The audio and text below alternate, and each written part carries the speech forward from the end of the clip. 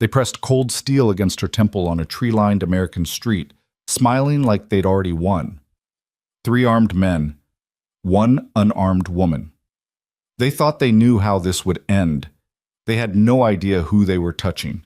What happened in the next 90 seconds would shatter bones, spill blood across quiet pavement, and send a message echoing through international criminal networks.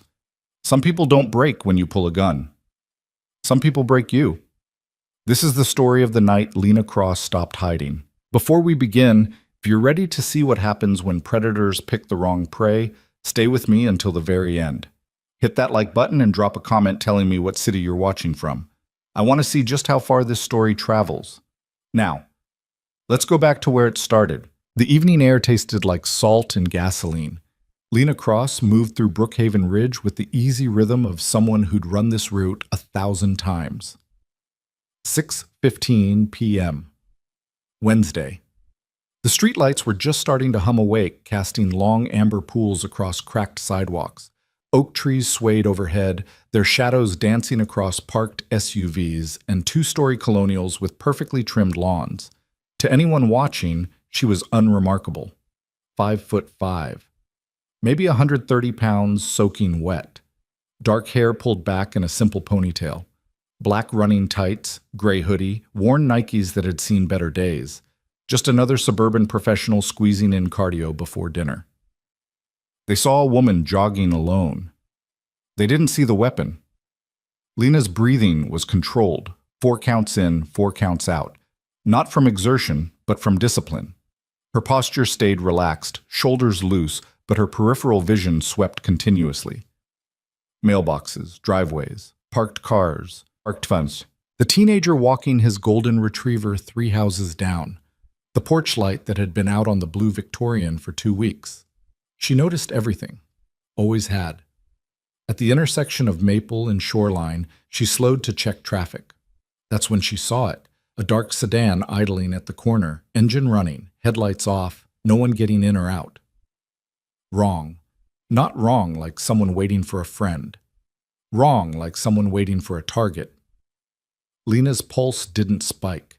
Years of training had beaten the panic response out of her nervous system, replaced it with something colder. She filed the detail away. Black Mercedes, tinted windows, too clean for this neighborhood, positioned at an odd angle that gave a clear view down 3 different streets, and continued jogging. She didn't look back. Looking back would tell them she'd noticed. At the next block, she adjusted her route, taking a right down Pinehurst instead of her usual path. The move looked casual, spontaneous. It wasn't. She was testing. If the car was random, it would stay put. 3 blocks later, she heard the engine. Low, smooth, closing distance but not rushing. Professionals. Lena's mind shifted into a different mode entirely. The civilian world, joggers, sprinklers, kids playing basketball in driveways, faded into background noise. What came forward was sharper. Tactical.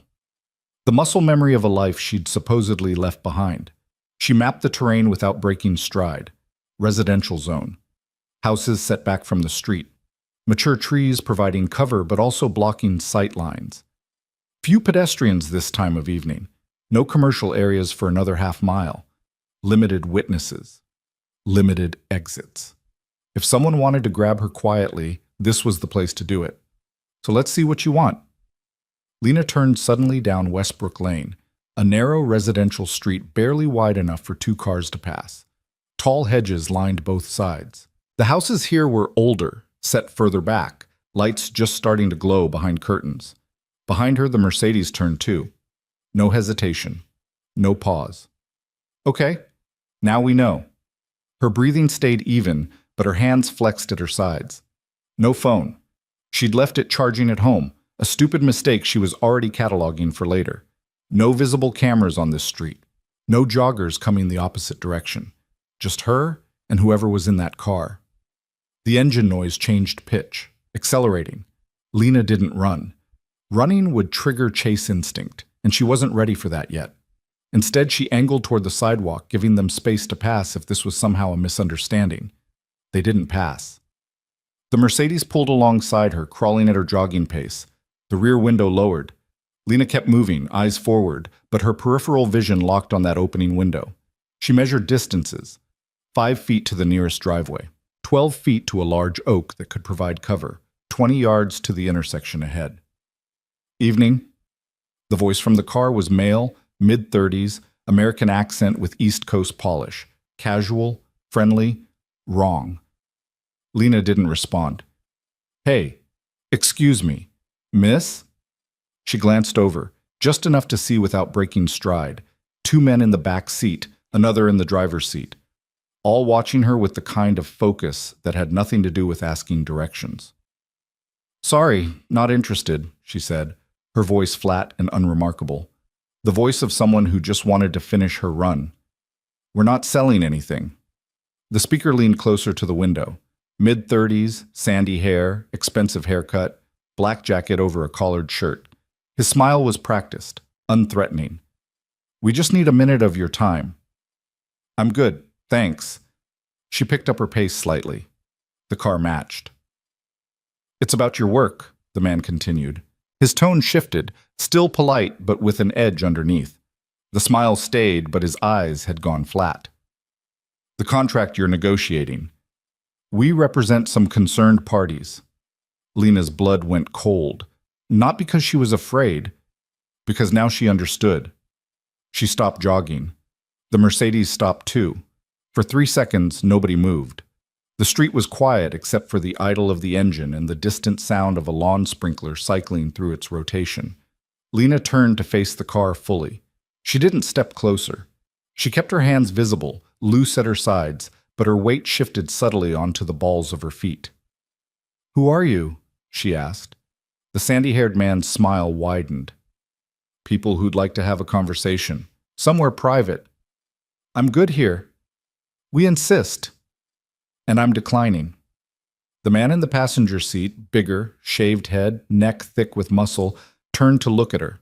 He didn't say anything. Didn't need to. His presence was the message. Sandy hair reached into his jacket.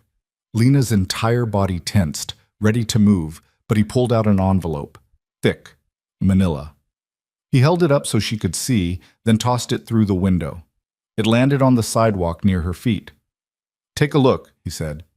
"Then we'll talk." Lena didn't pick it up. "It's not a bomb," he added, amused. "Just pictures." Against her better judgment, Lena crouched and grabbed the envelope. She kept her eyes on the car, tore it open with one hand. Photographs spilled out. Her stomach tightened. The first photo showed her leaving her apartment building. Yesterday morning, 7:45 a.m. She recognized the coffee cup in her hand, hazelnut latte from the shop 2 blocks down. Second photo. Her car in the parking garage at work. Third photo. Her at lunch, sitting on a bench outside Harbor City Center, eating a sandwich. Fourth photo. Her jogging. This same route. 2 days ago. There were more. Dozens. Different days. Different locations. Her dry cleaner. Her gym. The grocery store.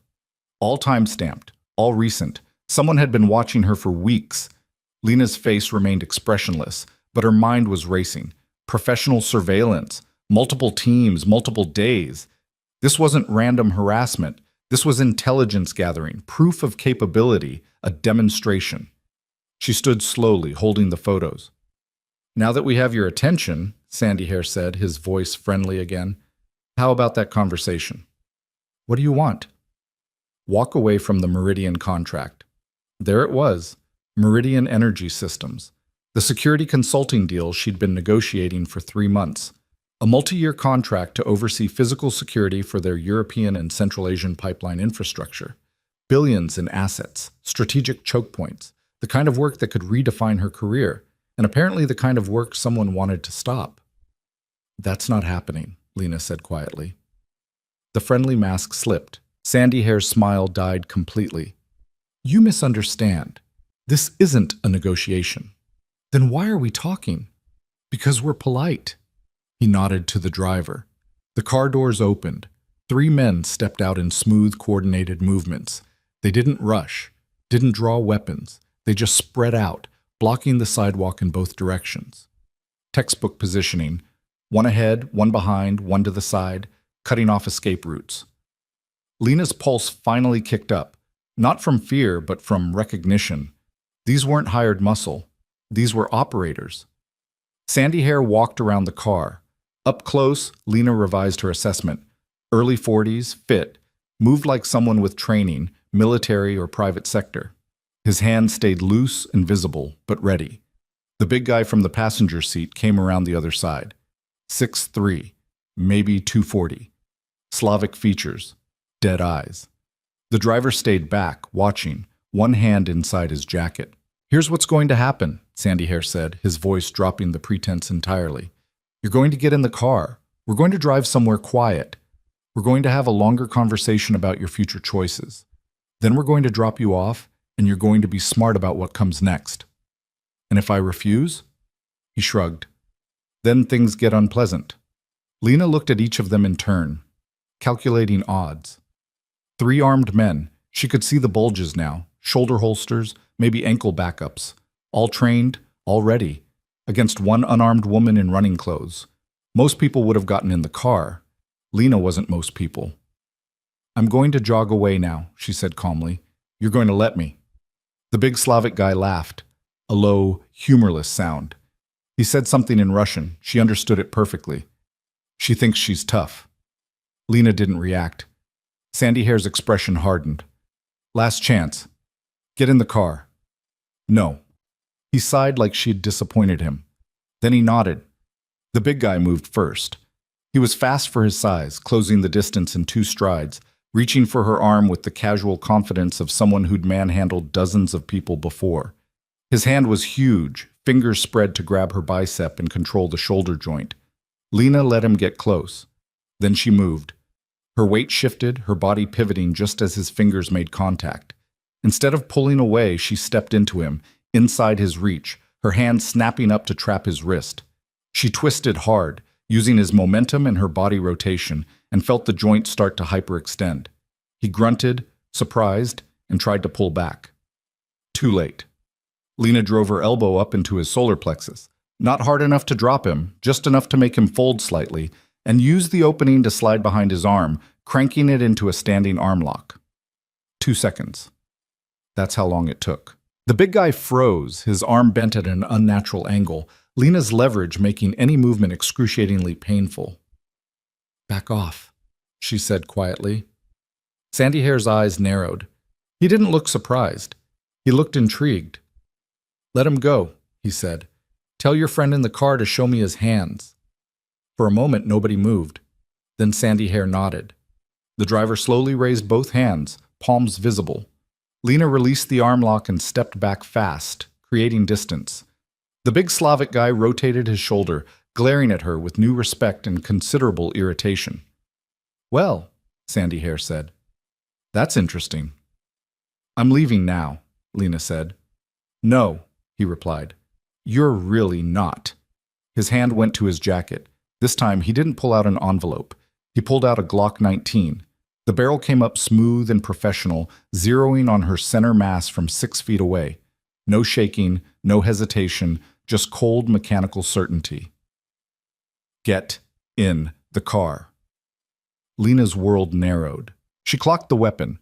Factory Glock, likely 9mm, 15-round magazine. Finger on the trigger, safety off. He knew how to hold it. The driver had drawn 2. She could see it now, a larger pistol, maybe a .45, aimed at her from over the roof of the Mercedes. 2 guns, 6 feet and 12 feet. No cover between her and either shooter. The math was brutally simple. If she moved, she died. "Hands up," Sandy Hair ordered. Lena raised her hands slowly. The big Slavic guy pulled out flex cuffs, grinning now. "Not so tough." He stepped forward. Lena's mind raced through scenarios. Once she was cuffed and in that car, the odds dropped to 0. They'd take her somewhere isolated. The conversation would be violent. Maybe she'd walk away. Probably she wouldn't. She had one chance.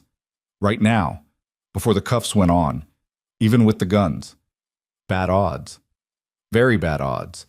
But the only odds she had.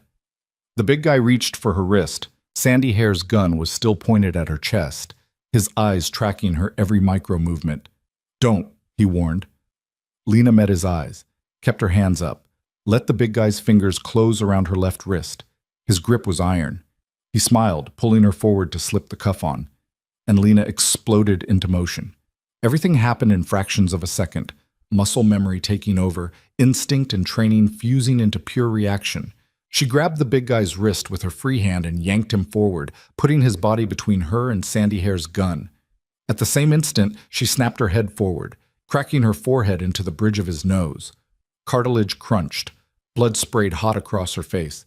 He roared, stumbling back, and Lena moved with him, staying behind him, using him as a shield, her hand darting to his belt. She felt metal.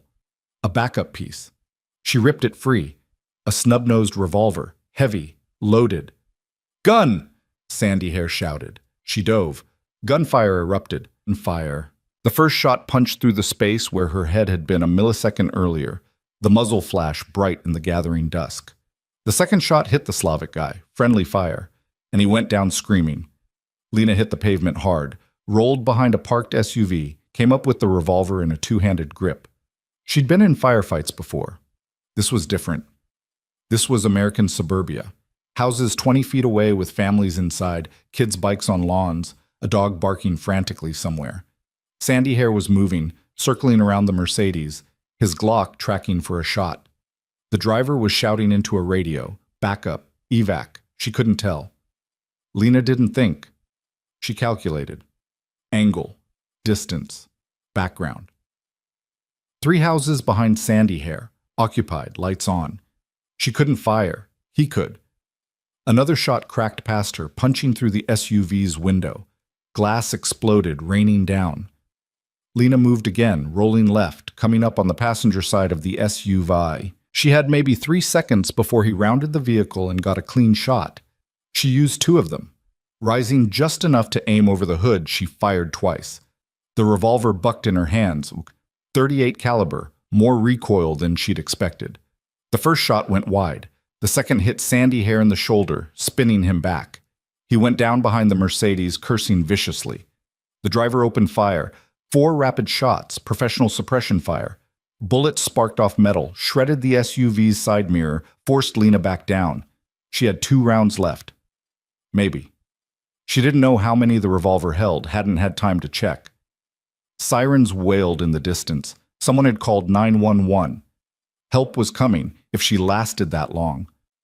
"Fuck this," the driver shouted. She heard car doors slamming. The Mercedes engine roared. Lena risked a look. Sandy Hair was being dragged into the back seat, bleeding but mobile. The big Slavic guy was crawling toward the car, leaving a blood trail. The driver was in position, reverse lights blazing. She had a shot. Clean shot on the driver through the windshield. Her finger tightened on the trigger. But the car was already moving, tires screaming, fishtailing backward down the street, taking the corner hard. Gone. Lena stayed behind cover, weapon up, scanning for threats. Nothing. Just her, 3 pools of blood on the pavement, and the distant scream of approaching sirens. She lowered the revolver carefully, checked the cylinder. 1 round left.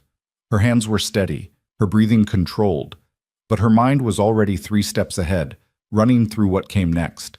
Police, questions, reports. Her background would flag, classified markers all over her file. Questions she couldn't answer, and worse, whoever sent those men would know she'd fought back. The message had been sent. She'd sent one back. Lena walked to the middle of the street and knelt down, placing the revolver on the pavement in front of her. She laced her fingers behind her head. When the first patrol car screamed around the corner 40 seconds later, that's how they found her. Kneeling, unarmed, covered in someone else's blood, waiting. The officer's voice was sharp, adrenaline charged.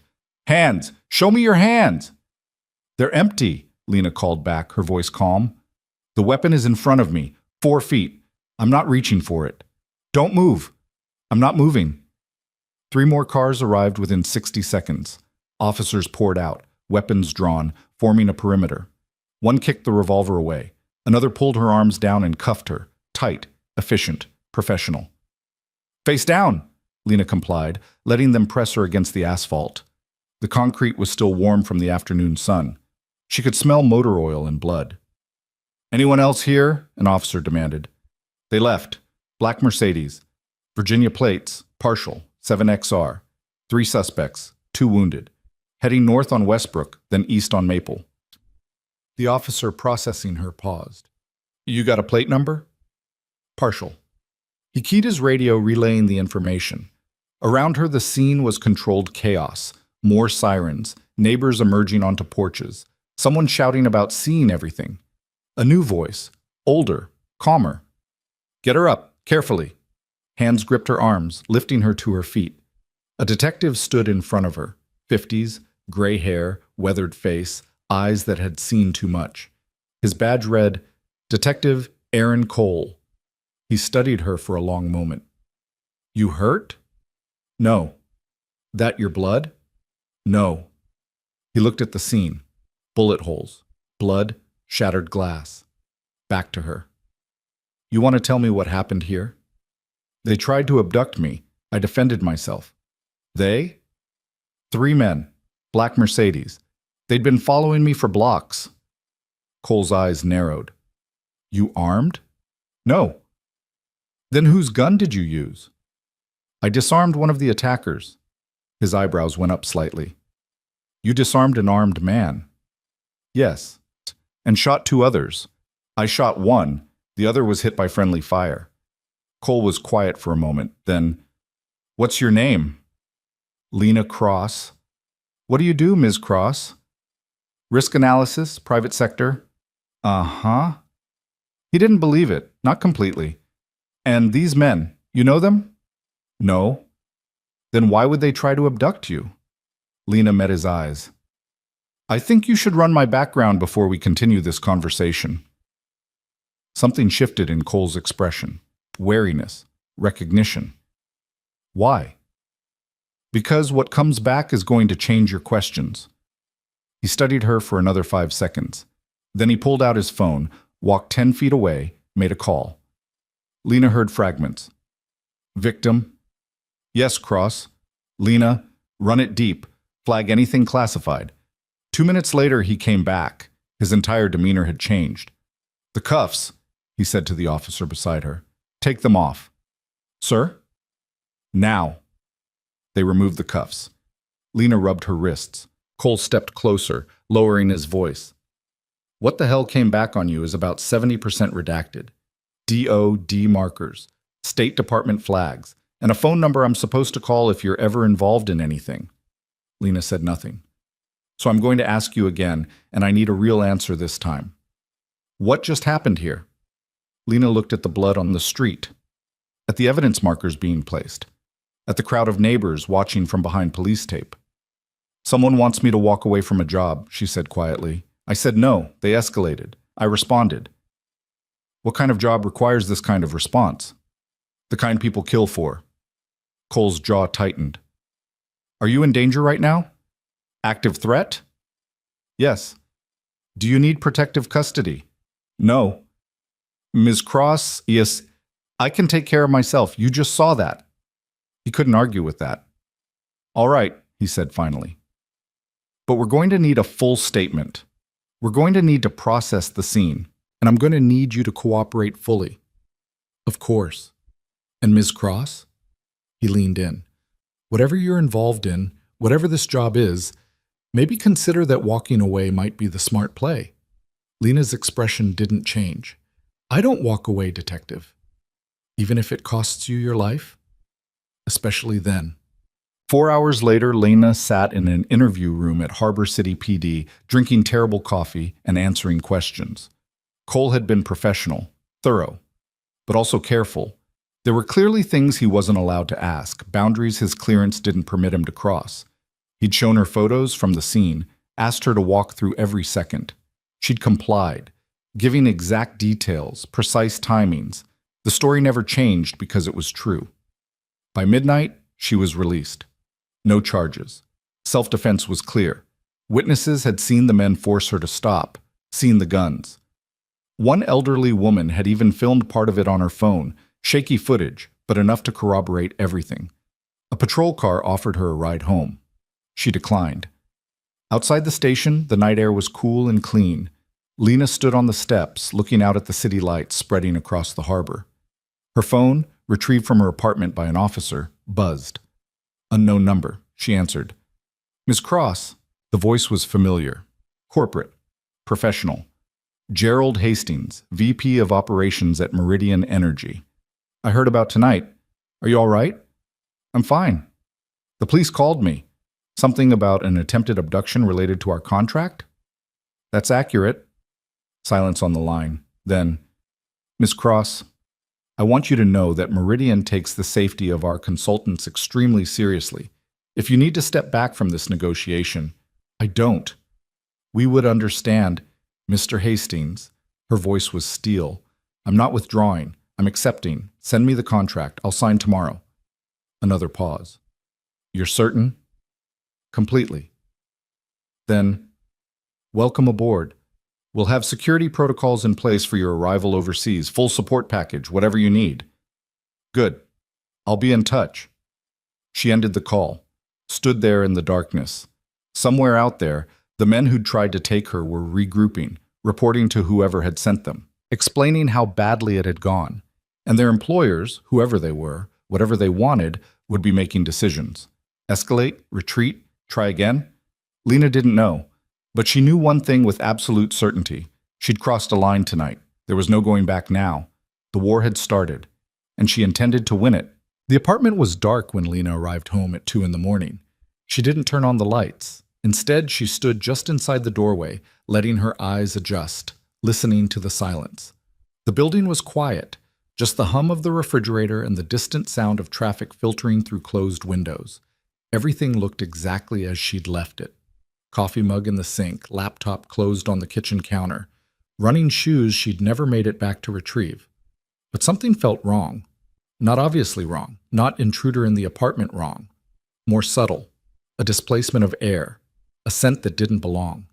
Her training screamed at her to clear every room, check every corner. She moved through the space methodically. Bedroom, empty.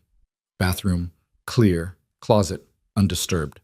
The fire escape window was locked from the inside. No signs of forced entry.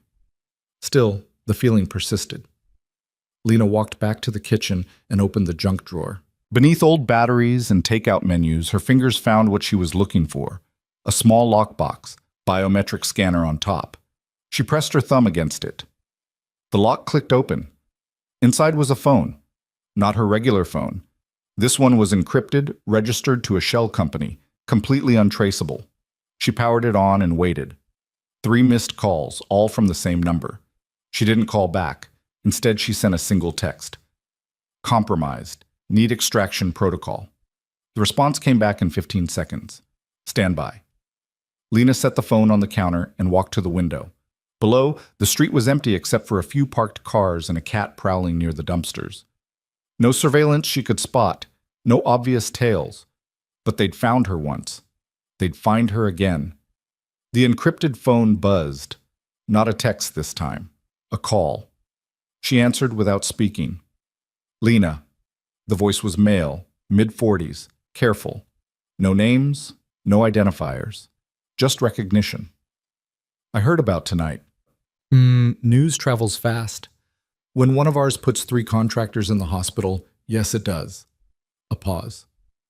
You want to tell me what the hell happened? Meridian contract. Someone wants it dead. Someone who? Eastern European accent on one of them. Professional tier. Coordinated surveillance for weeks. This wasn't street level. And you engaged. They pulled guns in a residential neighborhood. I didn't have a choice. She heard him exhale slowly. The police ran your background. I know. How much did you tell them? Nothing that wasn't already in the redacted file. Self-defense, attempted abduction. They bought it. Because it's true. Because it's mostly true. Another pause. Longer this time. You're proceeding with Meridian? Yes. Lena, I'm not walking away. We've been over this. That was before someone put a gun to your head. And I'm still here. They're not. The voice on the other end shifted. Less handler, more concerned. You know what happens if you push this. They've already shown they're willing to go kinetic on American soil. That's a line most groups won't cross. Then we know they're serious. We also know they're desperate. Desperate is dangerous. Lena watched the street below. The cat had disappeared. Everything was still. I need a team, full package. If I'm deploying to Central Asia, I want people I trust. Already in motion, you'll have assets in place before you land. A beat. But Lena, be smart about this. You're good, but you're not invincible. I don't need to be invincible. I just need to be better than they are. You sure about that? She thought about the moment the gun had touched her forehead, the certainty in the gunman's eyes, the assumption that she'd break. Yeah, she said quietly. I'm sure. The call ended. Lena stood in the darkness for another 10 minutes, thinking through scenarios. They'd tried soft intimidation first, the photos, the implicit threat. When that failed, they'd escalated to direct confrontation. A gun to the head, an attempted abduction. What came next? The answer was obvious. Next time, they wouldn't try to take her alive. She needed to move faster than they expected. The following morning, Lena walked into Meridian Energy's regional headquarters like nothing had happened. The building was glass and steel, 20 stories of corporate efficiency overlooking the harbor. She cleared security with her temporary credentials, took the elevator to the 18th floor, and stepped into a conference room where 4 people were waiting.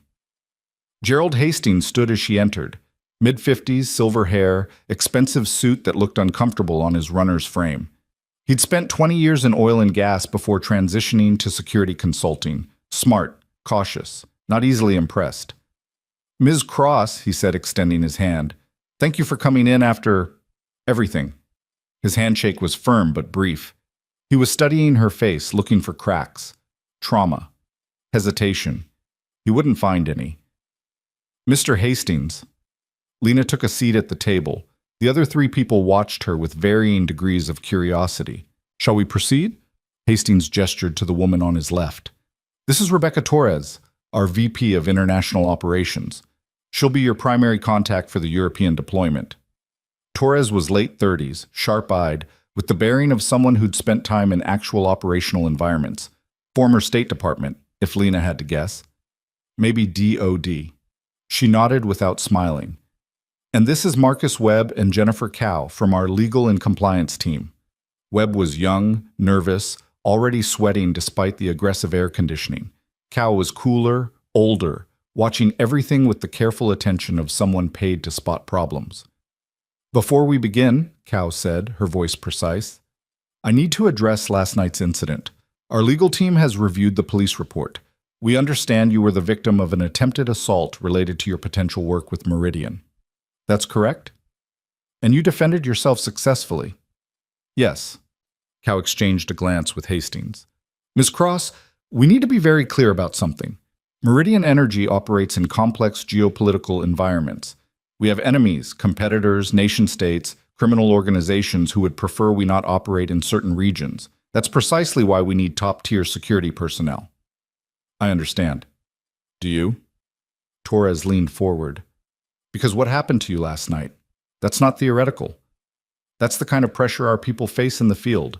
Surveillance, intimidation, violence. If you're not prepared for that... I put 2 of them in the hospital, Lena interrupted, her voice calm. I walked away without a scratch. What exactly makes you think I'm not prepared? The room went quiet. Torres's expression didn't change, but something shifted in her eyes. Respect, maybe, or recalculation. Fair point, she said.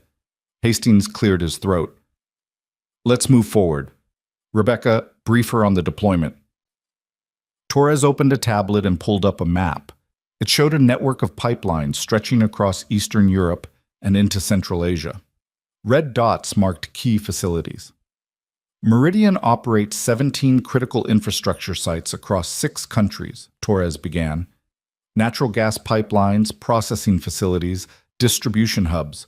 Combined value, approximately $40 billion. The problem is simple. We're hemorrhaging money to theft, sabotage, and protection rackets. Local security is compromised or incompetent.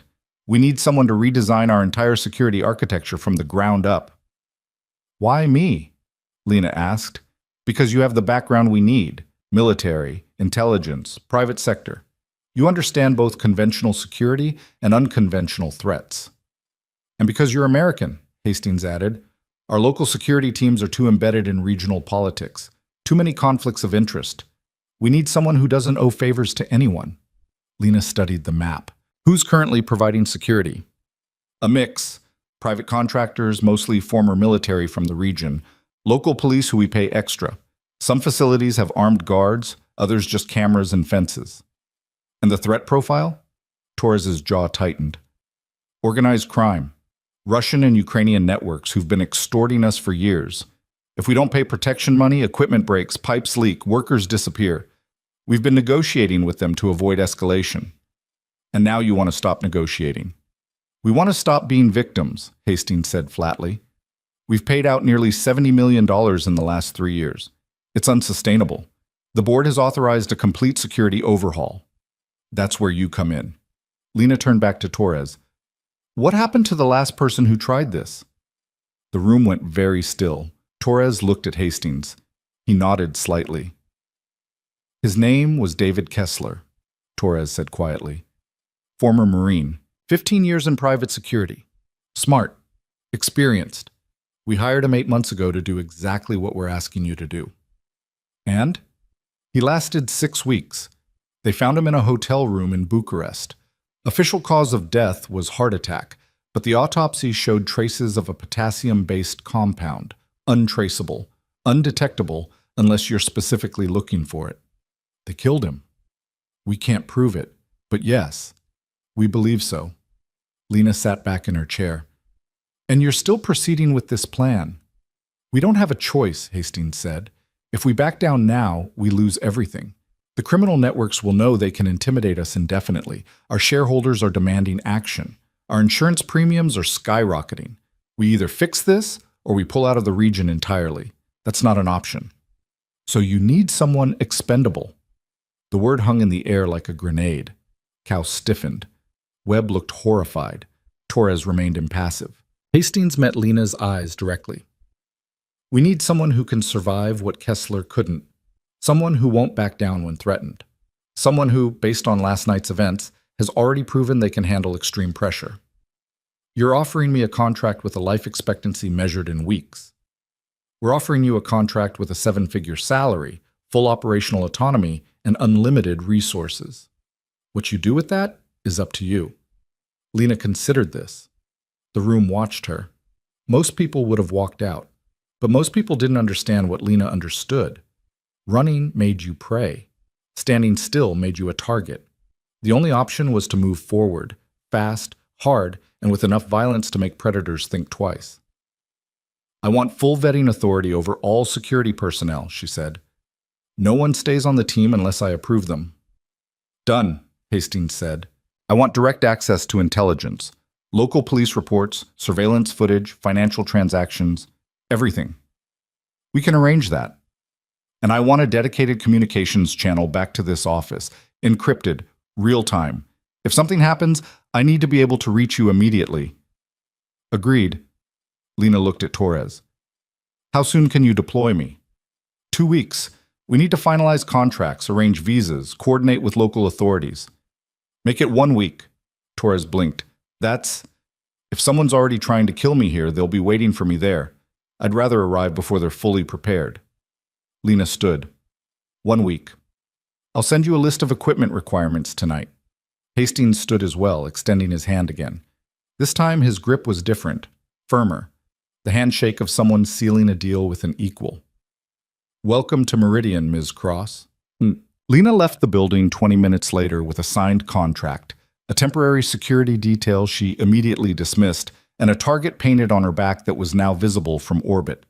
She walked 3 blocks before her encrypted phone buzzed. The message was short. Surveillance detected. 2 teams. Active. She didn't break stride. Didn't look around. Just kept walking at the same steady pace, letting her peripheral vision do the work. There, a gray sedan parked with the engine running. And there, a man in a coffee shop window, not drinking coffee, watching the street. They weren't trying to hide. That was the point.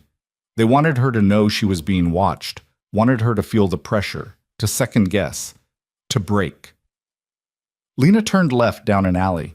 The sedan pulled away from the curb, following at a distance. She reached the end of the alley and emerged onto a busier street. Shops, pedestrians, traffic. Better. She ducked into a department store, took the escalator to the second floor, exited through a side entrance that led to a parking garage. The surveillance stayed with her. Professional, patient, fine. If they wanted to watch, she'd give them something to see. Lena crossed the parking garage to where her car was parked. A nondescript Honda sedan, deliberately boring. She unlocked it, got in, and drove out onto the street. The gray sedan was 3 cars back. She led them on a 20-minute tour of Harbor City, not trying to lose them. That would have been pointless.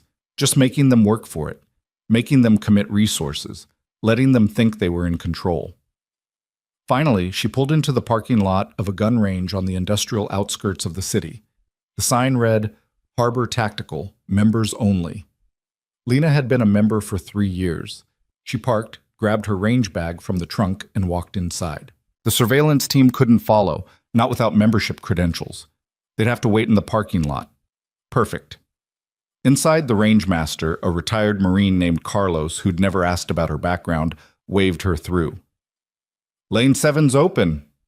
Thanks. She geared up, eye protection, ear protection, loaded magazines for her personal Glock 17, the one she kept legally registered, the one with no connection to last night's stolen revolver. Lane 7 was at the far end. She stepped up to the firing line, set a target at 25 yards, and began shooting. The rhythm was meditative. Breathe, aim, press.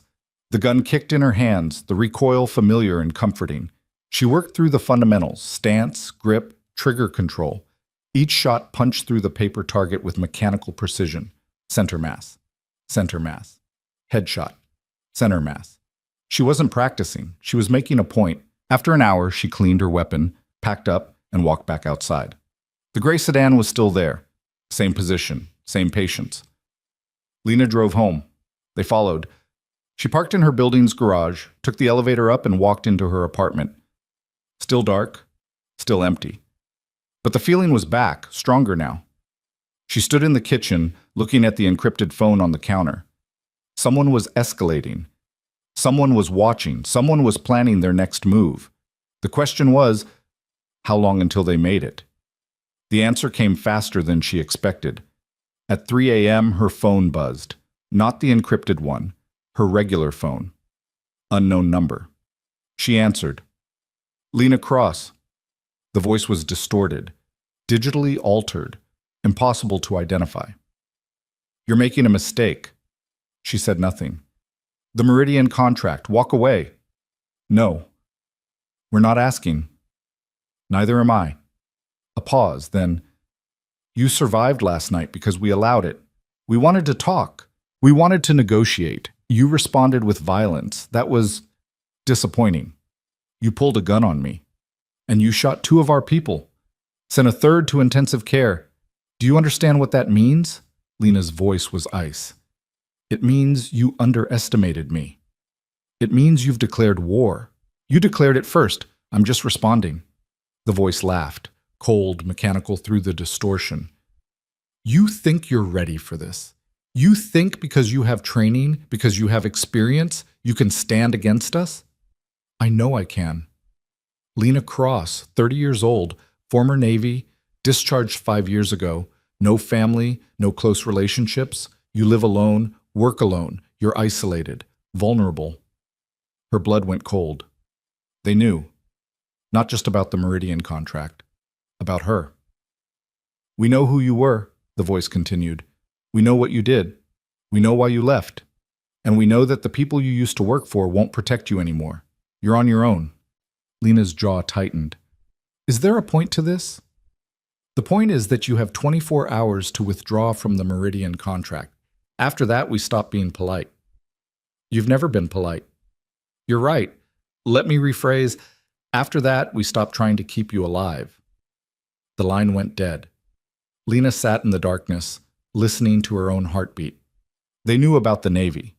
That meant serious intelligence capability, background checks, database access. Either they had people inside government systems or they'd bought the information from someone who did. Either way, they knew enough to be dangerous. But they didn't know everything. If they did, they wouldn't have tried to take her with just 3 men. They wouldn't have made last night's mistakes. Lena pulled out the encrypted phone and sent another message. They've ID'd my background. Request full countermeasure package. The response was immediate. Package approved, delivery 0600. She set the phone down and walked to the window. Outside, the gray sedan was still there, still watching, still waiting. Lena smiled in the darkness. Let them watch. Let them wait. In 6 days, she'd be overseas, in Meridian's territory, with her own team, her own resources, her own rules. And when they came for her again, and they would, she wouldn't be jogging alone on a suburban street. She'd be ready.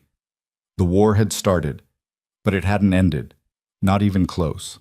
No. Morning came with cold rain and a package delivery. Lena signed for it without comment, a large hard-shell case marked as photography equipment. The delivery driver didn't ask questions, didn't make eye contact, just handed over the case and left. She carried it inside and opened it on the kitchen table. Inside were tools of a different trade. False identification documents, credit cards under aliases, cash in multiple currencies, a burner laptop with military-grade encryption, and beneath it all, wrapped in foam, a Sig Sauer P226, 2 spare magazines, and a combat knife with a ceramic blade. No note, no instructions, none needed. Lena assembled everything methodically. The pistol went into a concealed holster, the knife into an ankle sheath, the documents into a hidden pocket in her travel bag. By the time she finished, she looked exactly the same as before. But now she was armed for war. Her regular phone buzzed. This time, it was Hastings. Ms. Cross, there's been a development. Go ahead. We've accelerated your deployment timeline. You leave tomorrow. Lena's pulse quickened. Tomorrow? You said 1 week. We received intelligence overnight. Someone's planning to hit our facility in Romania. We need you on the ground immediately. What kind of hit? Sabotage. Maybe worse. Local authorities are compromised. We can't trust them to handle it. You're the only option. Lena looked at the weapons on her table, at the surveillance team still waiting outside. I'll be ready. Your flight leaves at 1800. Military transport. Off the books. No commercial records. We're keeping this quiet. Understood. And Ms. Cross? Hastings' voice dropped. Be careful. We're sending you into a war zone. I know. She hung up, stood in her apartment. Tomorrow she'd board a plane to Eastern Europe, to infrastructure worth billions, to enemies who'd already killed one consultant and tried to kill her, to a fight she'd chosen willingly. Most people would call that insane. Lena called it Tuesday. She spent the rest of the day preparing, packing, training, running through scenarios in her mind. When night fell, she stood at the window one last time. The surveillance team was gone. The street was empty. And somehow, that was more terrifying than being watched, because it meant they were done observing. It meant they were moving to the next phase. Lena turned away from the window. Tomorrow, she'd meet them there. And one way or another, this would end. The military transport was a C-130 Hercules that smelled like hydraulic fluid and old coffee. Lena sat alone in the cargo bay, strapped into a jump seat, listening to the engines drone. No windows, no amenities, just bare metal walls, cargo netting, and the constant vibration of flight. The loadmaster had given her a brief nod when she'd boarded. Recognition, without curiosity, then disappeared into the cockpit. She was the only passenger. That told her everything about how serious Meridian was taking this. Her phone had died somewhere over the Atlantic. No signal, anyway. She was alone with her thoughts and the equipment bag at her feet. Inside were the tools she'd need. The Sig Sauer, tactical clothing, encrypted communications gear, and a tablet loaded with facility schematics. The flight took 11 hours. Lena didn't sleep. She ran through scenarios instead. Entry points, defensive positions, threat assessments. By the time the loadmaster emerged to tell her they were beginning descent, she'd mapped every possible approach to the Romanian facility in her mind. "Where are we landing?" she asked. "Mihail Kogolnicianu Air Base, military. You'll be met on the ground." The plane touched down hard. Military pilots didn't waste time being gentle, and taxied to a remote corner of the airfield. When the rear ramp lowered, cold Eastern European air rushed in, cutting through her jacket. A black SUV waited on the tarmac. 2 people stood beside it. The first was a man in his 40s, stocky build, wearing tactical pants and a weathered field jacket. His face was weathered, eyes sharp. Former military, she could see it in his posture. The second was a woman, younger, late 20s, with dark hair pulled back in a tight bun. She wore jeans and a leather jacket, but her stance was professional, alert. Lena descended the ramp, bag over her shoulder. The man stepped forward, extending his hand. Ms. Cross, I'm Victor Dalka. I run security for Meridian's Eastern European operations. His accent was Romanian, his handshake firm. And this is Anya Volkov, he continued, gesturing to the woman. My second in command. Volkov nodded but didn't offer her hand. Her eyes were doing what Lena's had done, assessing, measuring, cataloging threats. We need to move, Dalka said. The facility is 3 hours north. We've had another incident. What kind of incident? 2 guards found dead this morning, staged to look like accidents, but we know better. Lena's jaw tightened. Show me. They climbed into the SUV. Dalka drove, Volkov rode shotgun, and Lena sat in back studying the tablet. The facility was a natural gas processing plant, pipelines feeding in from 3 directions, storage tanks, control buildings, a small security barracks. Valuable. Vulnerable. How many people on site? Lena asked. 38 during day shift, 22 at night. Plus security should be 12, but we're down to 8 now after this morning. Local police involved? Dalka laughed. A bitter sound. The local police are why we're in this mess. Half of them are on the payroll of the Vulture Group. Vulture Group? Volkov turned in her seat. Organized crime syndicate. Romanian and Ukrainian membership. They control most of the protection rackets in this region. Drugs, weapons, human trafficking, and they've been extorting Meridian for 3 years.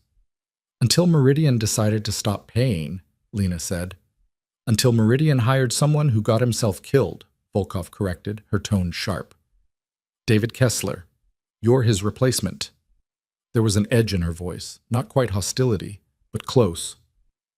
You worked with Kessler? Lena asked. For 6 weeks. He was good, experienced, smart. Volkov's eyes were cold. And they still killed him.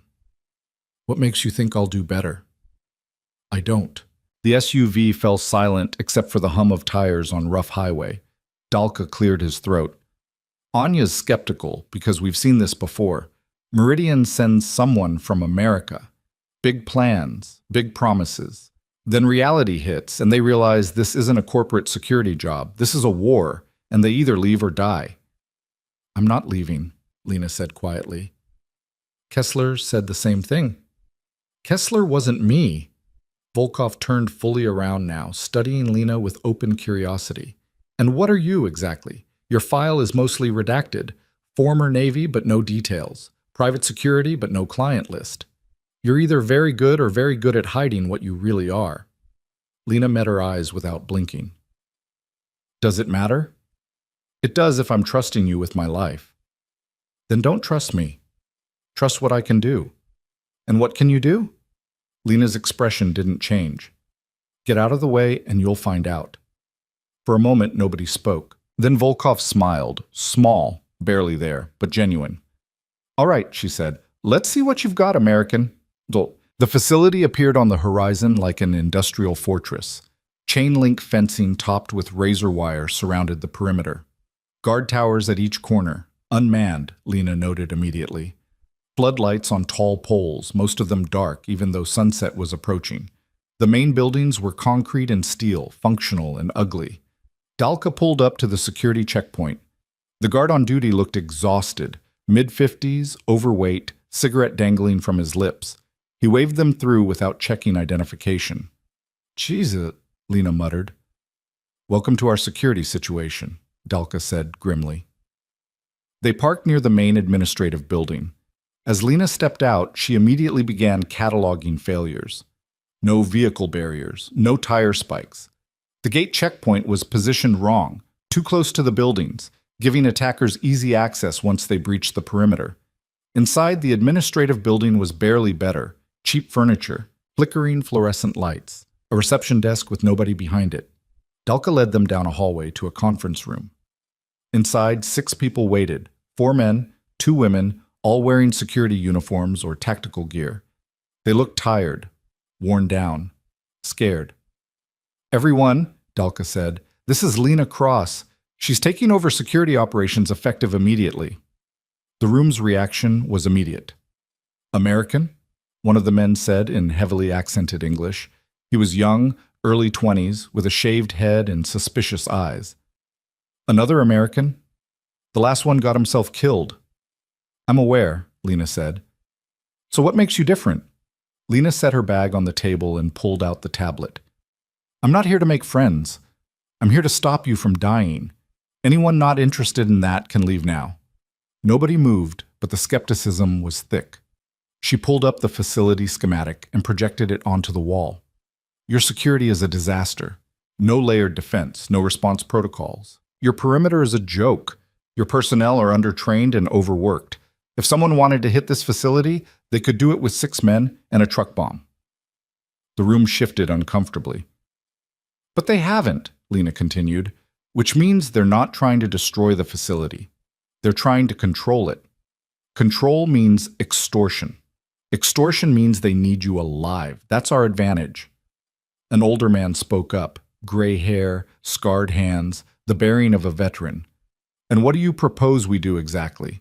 The Vulture Group has 40 men. We have 8. The police won't help. The government won't intervene. We're on our own." "Then we make 8 feel like 40. Lena tapped the tablet. The schematic zoomed in on the perimeter. "First, we fix the basics. I want every light operational within 24 hours. I want the guard towers manned in shifts, 2 people minimum, rotating every 4 hours. I want vehicle barriers at the gate, concrete jersey barriers, staggered pattern, forces any vehicle to slow down." She looked at Dalka. "Can you source that equipment?" "If we have budget, yes." "You have budget. Meridian authorized unlimited operational spending. Use it." Dalka's eyebrows went up.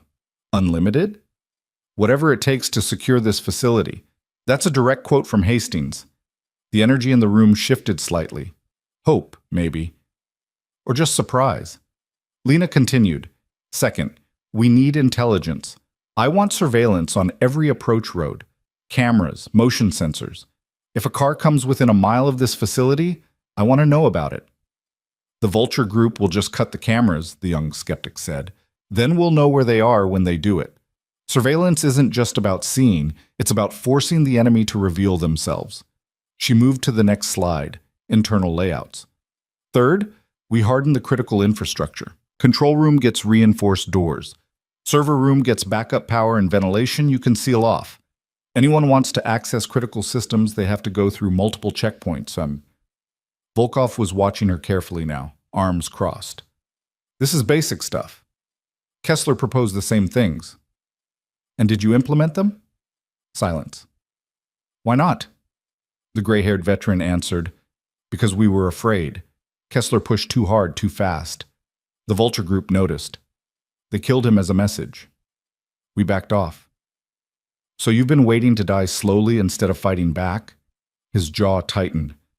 "We've been trying to survive." Lena's voice softened slightly. "I understand that. But survival isn't enough anymore. They killed 2 of your people this morning. How many more before you decide waiting isn't working?" The room was silent. "Here's what's going to happen," Lena said.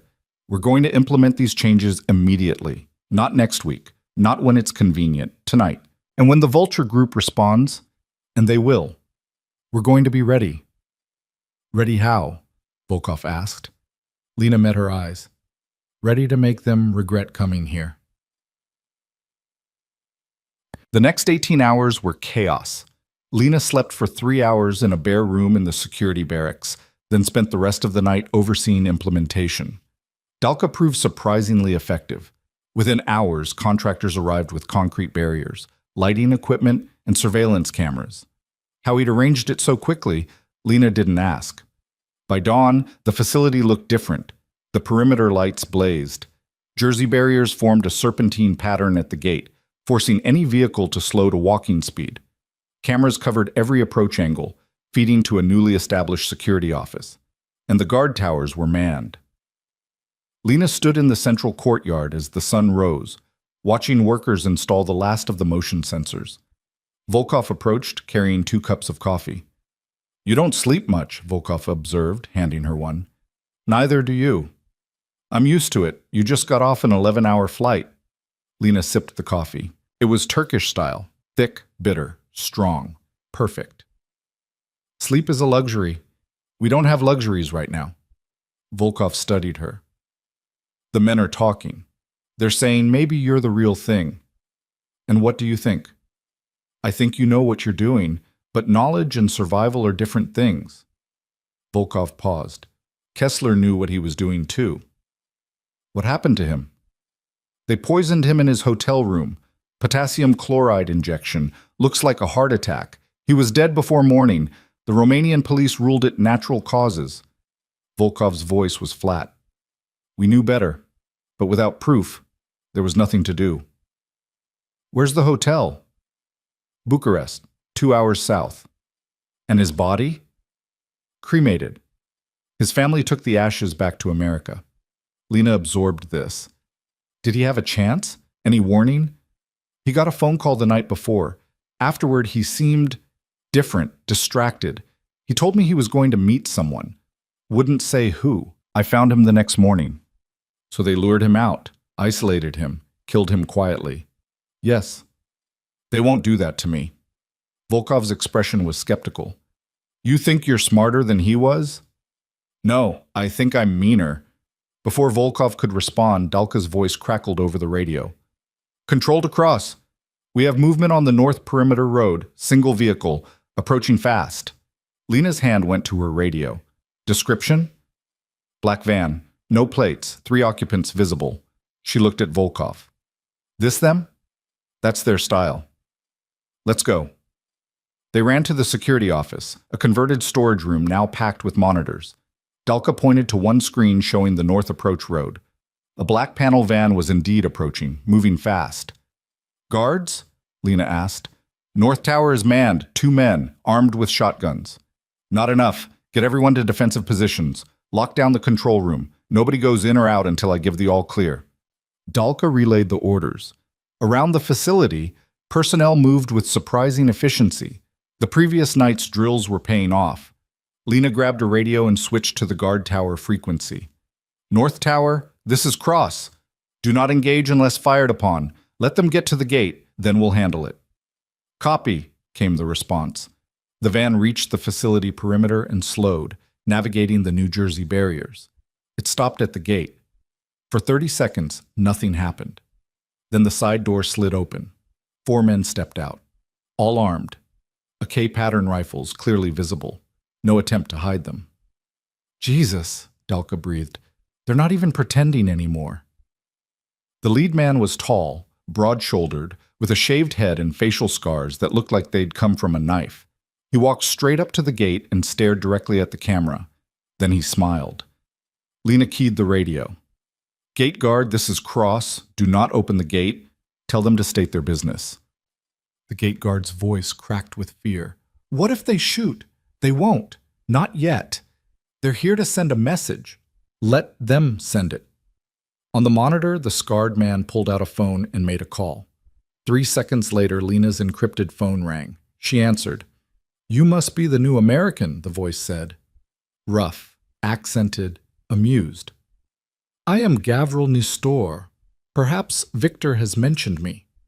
Beside her, Dalka's face went white. I know who you are, Lena said. Good. Then you know why I am here. We had an arrangement with Meridian. They pay. We protect. Simple. Clean. Everyone makes money. That arrangement is over, Gavril laughed. Is it? Because I see changes to this facility. New lights, new barriers, new security. This tells me Meridian is preparing for conflict. Meridian is preparing to operate without extortion. Extortion. Such an ugly word. We prefer to call it insurance. Call it whatever you want. We're not paying. The laughter died. Then you are making a mistake. The last man who made this mistake is dead. You will join him. He was alone. I'm not. You think your 8 guards will stop us? We have 40 men. We have connections. We have the police. You have nothing. Lena's voice went cold. I have this facility. I have unlimited resources. and I have zero interest in negotiating with criminals. So here's what's going to happen. You're going to leave. You're going to tell whoever you work for that Meridian is done being a victim. And then you're going to wait for us to dismantle your operation piece by piece. Silence on the line. Then, you are very brave, or very stupid. I look forward to finding out which. The call ended. On the monitor, Gavril turned and walked back to the van. The 4 men climbed in. The van reversed, navigated the barriers, and drove away. Dalka exhaled slowly. You just declared war on the Vulture Group. They declared war when they killed Kessler, Lena said. I'm just making it official. Volkov was staring at her with something between admiration and horror. You realize they'll come back. Tonight. Tomorrow. Soon. And next time they won't just talk. Good. Good. The waiting is over. Now we know where we stand. Lena turned to the monitors, studying the facility layout with fresh eyes. Dalka, I need a full inventory of weapons, everything we have on site. We have shotguns, some pistols, nothing heavy. Then get something heavy. Call Meridian. Tell them we need real weapons. Rifles, body armor, ammunition, medical supplies. Everything you'd need to defend against a sustained assault. That will take days. Then we have days. Use them. She looked at Volkov. You said the police are compromised? Completely. Then we need our own intelligence network. I want to know everything about the Vulture Group, where they operate, who they work with, where they keep their money. Every piece of information you can find. That's not security work, that's intelligence gathering. It's all the same war. Lena pulled out her encrypted phone and sent a message to Hastings. First contact made. Situation escalating. Need full tactical support package. Authorize lethal response protocols. The reply came back in under a minute. Approved. Support inbound. Rules of engagement. Protect the facility at all costs. She showed the message to Dalka and Volkov. Meridian just gave us permission to fight back, Lena said. Are you with me? Dalka looked at Volkov. Volkov looked at the monitors showing the empty perimeter.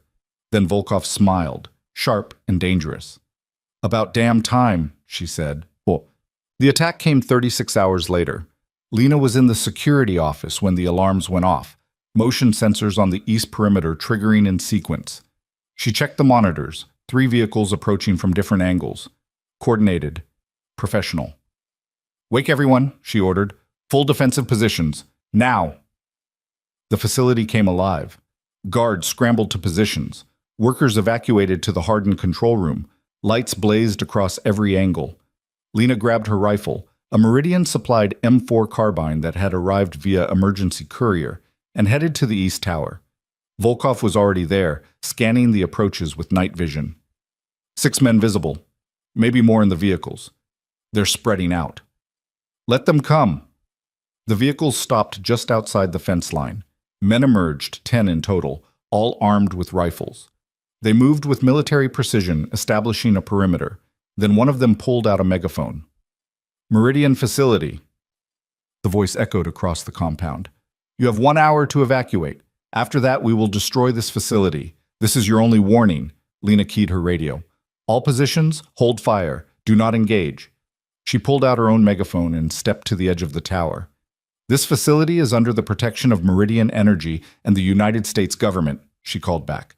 You are trespassing on private property. Leave now or face consequences. Laughter from below. The American woman, the voice responded. Gavril told us about you. He said you were brave or stupid. We will see which. Movement in the darkness. One of the men was setting up something on a tripod. Volkov cursed. RPG. They're going to blow the gate. Lena's mind raced. They had seconds to decide. Let them destroy the gate and they'd breach the facility. Fight back now and people would die. But this was the moment. The point of no return. She'd spent 2 years trying to leave this life behind. 2 years working quiet jobs. Avoiding conflict. Staying small. That life was over. Lena raised the M4 to her shoulder and flipped off the safety. All positions, she said into the radio, her voice steady and cold. You are weapons free. I repeat, weapons free. Take them down. For 1 heartbeat, nothing happened. Then the facility exploded into violence. Gunfire erupted from 3 guard towers simultaneously. Controlled, disciplined. The eastern perimeter lit up with muzzle flashes as the Vulture Group attackers scattered, returning fire. The man with the RPG went down before he could fire. Volkov shot, clean through the chest. "Moving!" Lena shouted, running down the tower stairs.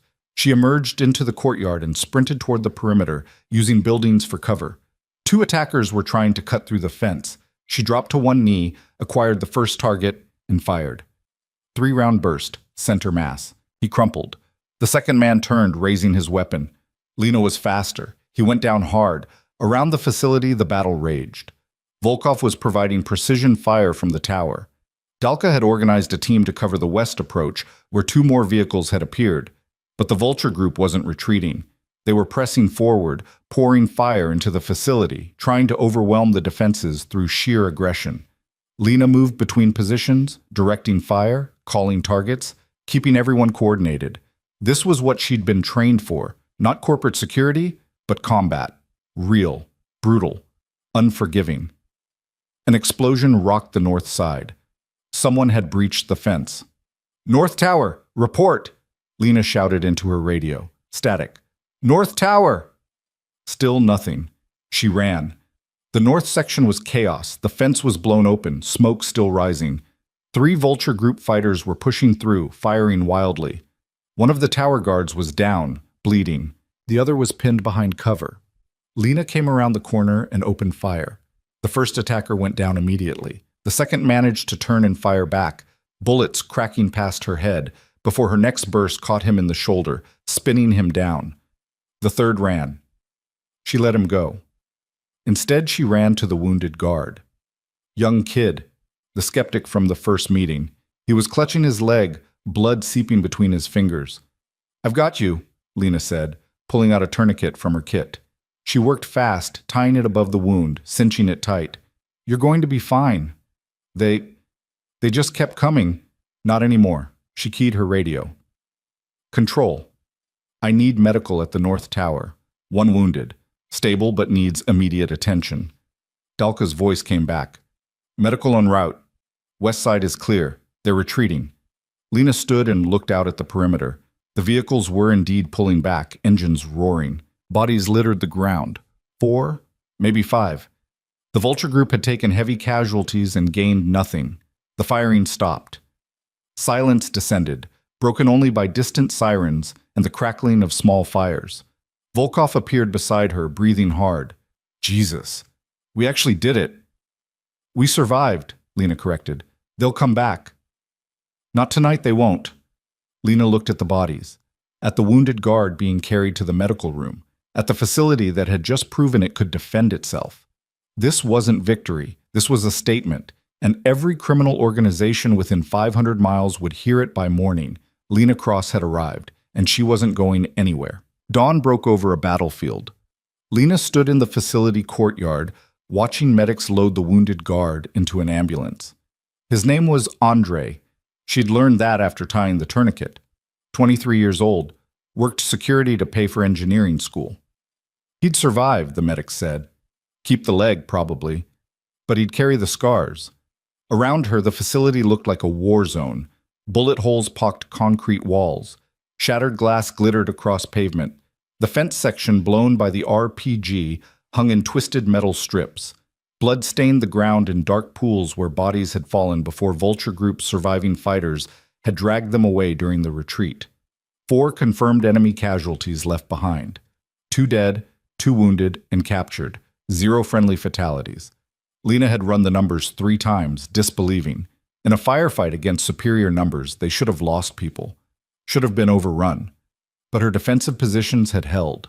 Her preparation had mattered, or maybe she'd just gotten lucky. Volkov approached, her face smudged with gunpowder residue. "Romanian police are here, at the gate, demanding entry." "How many?" 6 officers, led by a captain named Barbu. "He's not friendly." "He's on Vulture's payroll," Dalka said, walking up behind them. His jacket was torn, blood on his sleeve. Not his own. "Everyone knows it. He'll try to arrest us for the shooting." "Let him try." Lena walked to the gate where 6 Romanian police officers stood outside the new barriers. Their uniforms were rumpled, their postures casual, men accustomed to being ignored. The captain was mid-50s, heavy-set, with the flat eyes of someone who'd compromised himself years ago and stopped caring. "You will open this gate," he said in accented English. "This is a crime scene. I am ordering you to—" "This is private property," Lena interrupted, "and you have no jurisdiction here." Barbu's face reddened. "I'm a captain of the Romanian National Police. I have jurisdiction everywhere in Romania. Not on property owned by an American energy corporation under international protection agreements. Check your legal department." "You killed Romanian citizens." "We defended against armed criminals attempting to destroy this facility. I have video evidence of everything. Would you like to see it?" Barbu's jaw worked. Behind him, the other officers shifted uncomfortably. "The men you killed," he said, voice dropping. "They have families, connections. You have created a very dangerous situation. They created the situation when they attacked us with rifles and explosives. This is not America. Things work differently here." Lena stepped closer to the gate, close enough that Barbu had to look up slightly to meet her eyes. "You're right. This isn't America. In America, corrupt police officers go to prison. Here, apparently, they get to walk around with badges. But that stops today." His face went purple. "You dare! I have video of your officers at Vulture Group meetings. I have financial records showing payments from known criminals to police accounts. I have phone logs. And in about 6 hours, all of that evidence will be in the hands of DICOT and the American Embassy." DICOT, the Romanian Organized Crime Prosecution Office. Barbu's eyes widened slightly. "You're bluffing. Try me." For 10 seconds, nobody moved. Then Barbu turned and walked back to his police car. The other officers followed. They drove away without another word. Volkov whistled low. "You weren't bluffing, were you?" "No. Meridian's intelligence team pulled those records last night. I sent them to the embassy an hour ago." "You're going to make a lot of enemies doing that." "I already have a lot of enemies. Might as well make them official." Dalka was staring at her with new respect. "Where did you learn to do that? The firefight, the command presence, the intelligence work, that's not normal security consulting." Lena met his eyes. "No, it's not." "So what are you really?" Before she could answer, her encrypted phone buzzed. She glanced at the screen. Incoming call from Hastings. She stepped away from the others. "Cross." "What the hell happened?" Hastings' voice was tight, stressed. "I have reports of a firefight, casualties, Romanian police involvement.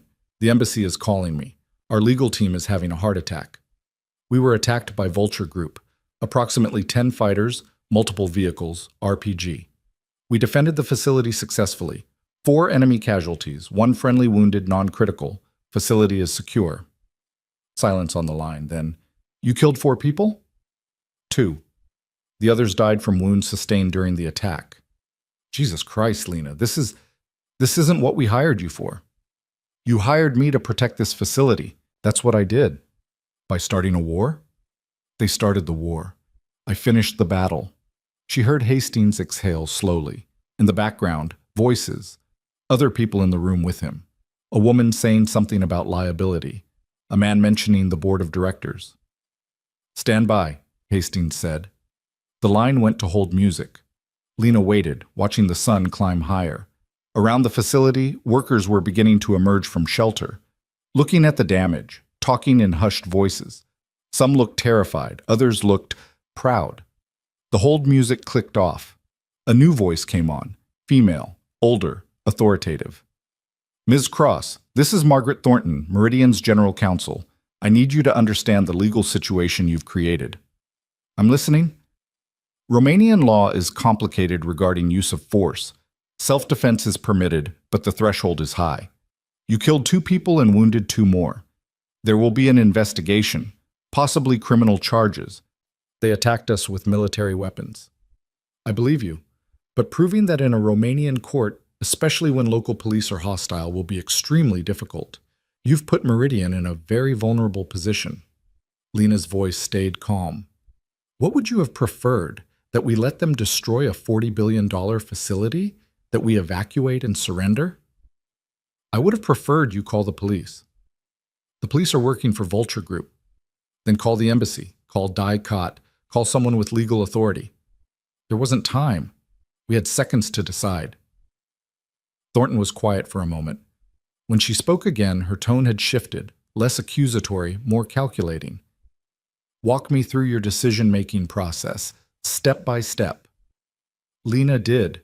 The approach of vehicles, the armed men, the RPG setup, the megaphone warning, the imminent threat to the facility and personnel, the authorization Hastings had given for lethal response protocols. When she finished, Thornton said, "You recorded everything?" "Yes. Video, audio, radio communications, all time-stamped." "And you genuinely believed the facility would be destroyed if you didn't engage?" "I know it would have been." "All right, here's what's going to happen. You will send me every piece of evidence you have. Every video file, every photograph, every document.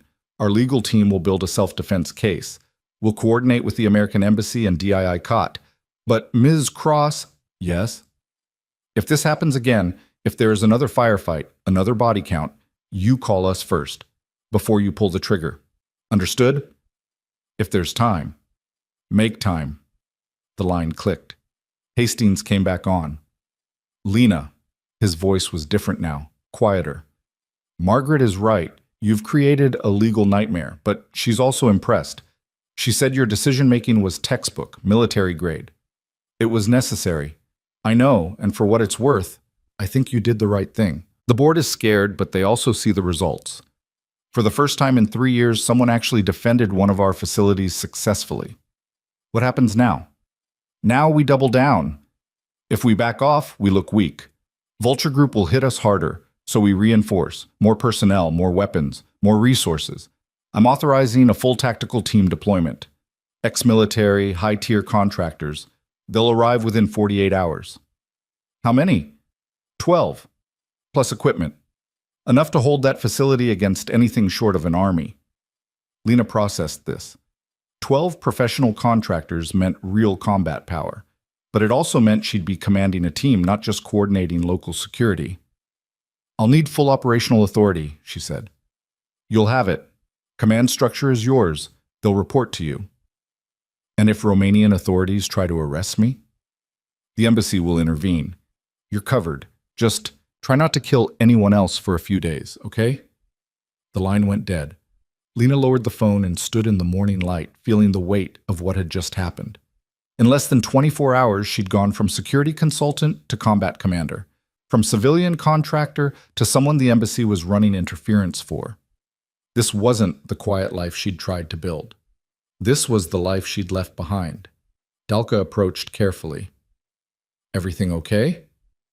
"Meridian is sending reinforcements. 12 contractors, full tactical package."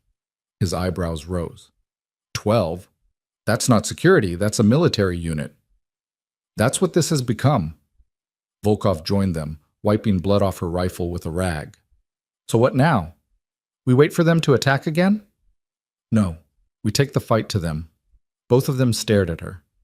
"Explain," Dalka said. Lena pulled out her tablet and opened a map of the region. Red markers indicated known Vulture Group locations, warehouses, safe houses, meeting points. Intelligence Meridian had gathered over months. "We've been playing defense," Lena said, "waiting for them to hit us, then responding. That's a losing strategy. They choose the time, the place, the method. We're always reacting." "So you want to attack them?" Volkov's voice was skeptical. "We don't have the numbers." "We don't need numbers, we need precision. Hit them where it hurts, their money, their operations, their leadership. Make them defend instead of attack." "That's not security work," Dalka said. "That's offensive operations. And right now the best defense is offense." She zoomed in on a warehouse 20 kilometers south. "This location. Intelligence says it's a drug distribution hub. Vulture Group uses it to move heroin through Romania into Western Europe. Revenue? Approximately 15 million euros annually." "You want to raid it?" Volkov looked both excited and terrified. "I want to burn it to the ground." Dalka shook his head. "That's insane. Romanian police will arrest us for sure. Not if we give them a reason to thank us instead." Lena pulled up another file. Evidence of police corruption, vulture group payoffs, drug trafficking records. We hit the warehouse. Simultaneously, DIICOT gets an anonymous tip with all this evidence. By the time police arrive, we're gone, and they find enough drugs to make international headlines. And you think DIICOT will protect us? I think they'll be too busy arresting vulture group members to worry about who gave them the evidence. Volkov laughed, surprised, genuine. You're absolutely crazy. Probably. Are you in? Volkov looked at Dalka. He looked at the map, at the facility around them, at the blood still staining the pavement. When Kessler was here, Dalka said slowly, he wanted to do something like this. I told him it was too dangerous, too aggressive. A week later, he was dead. I'm not Kessler. No, you're not. He met her eyes. He was cautious, careful, professional. And you're something else entirely. He paused. What are you really, Ms. Cross? Because no security consultant fights like you just did. No risk analyst commands a firefight with that kind of precision. You're military, special operations, if I had to guess. Lena considered her answer carefully. These people had just fought beside her, trusted her, followed her orders into combat. They deserved some truth. Navy, she said quietly. Special warfare. 8 years. Volkov's eyes widened. SEAL? Lena nodded. The silence that followed was heavy with understanding. Jesus, Dalka breathed. Meridian sent us a SEAL. Former SEAL. I've been out for 5 years. Why did you leave? That was a harder question, one Lena usually avoided, but standing in the aftermath of battle, with people who'd bled beside her, evasion felt wrong. Because I got tired of following orders I didn't believe in, she said. Tired of missions that didn't make sense. Tired of losing people for objectives that changed every 6 months. So I got out, tried to build something different. How's that working out? Volkov asked, gesturing at the bullet-riddled facility. Lena smiled slightly. Still deciding. Dalka was quiet for a long moment. Then, all right, if we're going to hit that warehouse, we need a plan, a real one. Entry points, escape routes, contingencies. We have 48 hours before the contractors arrive. We'll use that time to prep. And if Vulture Group attacks again before then we show them what happens when you corner a SEAL. Tim. The next 2 days were controlled chaos. Lena ran the team through tactical drills, rehearsing room clearing and vehicle assault procedures. Volkov proved to be a fast learner, former Romanian army, she'd admitted, though she'd been out for years. Dalka had no combat experience, but compensated with organizational skills and local knowledge. The contracted tactical team arrived on schedule. 12 men, most American or British, all with combat experience ranging from Afghanistan to Syria. Their team leader was a grizzled former Delta operator named Jack Morrison, mid-40s, scarred hands, eyes that had seen too much. He walked into the facility's briefing room and stopped when he saw Lena. You're Cross? That's right? He studied her for a long moment. I was told the site commander was former Navy. They didn't mention what? That you were SEAL. He smiled slightly. I can always tell. It's the way you carry yourself. Like you're ready to kill someone, but too polite to mention it. And you're Delta. Was. Long time ago. He extended his hand. Jack Morrison. My team and I are yours to command. Meridian briefed us on the situation. Sounds like you've had an interesting week. That's one way to put it. Over the next hour, Lena briefed Morrison's team on the facility's defenses, the threat profile, and her plans for the warehouse raid. They listened without interruption, taking notes, asking technical questions. When she finished, Morrison said, Bold plan, aggressive. You're essentially declaring total war on a criminal organization. They declared war first. True. But you're escalating from defense to offense. That changes everything. Once you cross that line, there's no going back. I know. Do you? Because this isn't Afghanistan or Iraq. This is Romania, European Union, rule of law. You can't just run around shooting people and burning buildings. I'm not planning to shoot anyone. I'm planning to destroy an empty warehouse. And if it's not empty? Lena met his eyes. Then we adapt. Morrison studied her for another moment, then nodded. All right, we're in. But I want full tactical command during the raid. You're strategic, I'm tactical. Agreed? Agreed. They shook on it. The raid happened on night 4. 3 vehicles, 12 contractors, plus Lena, Volkov, and 2 facility security personnel.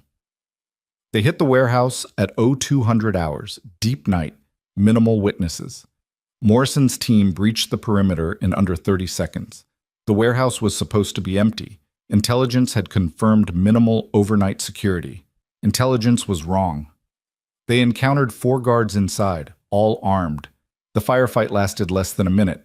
Controlled bursts, suppressed weapons, professional execution.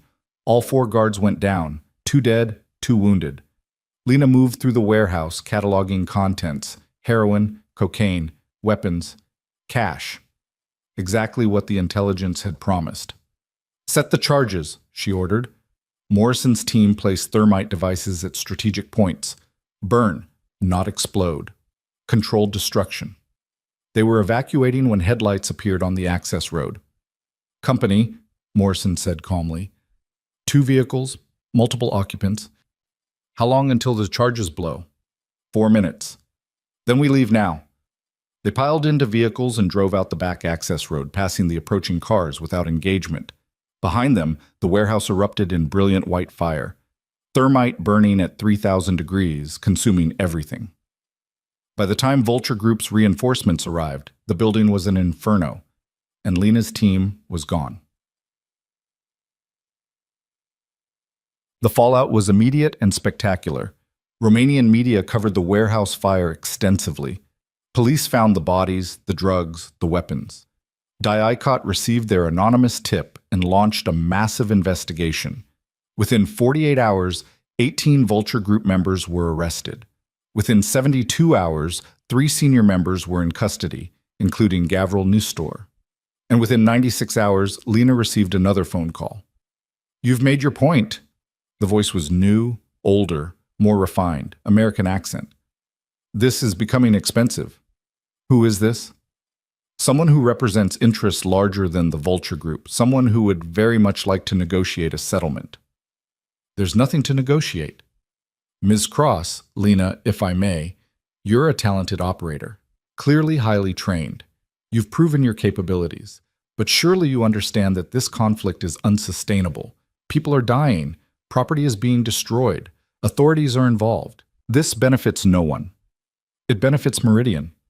In the short term, perhaps, but what happens when Romanian authorities decide you're more trouble than you're worth? When American diplomatic protection dries up? When you're arrested and extradited? Is that a threat?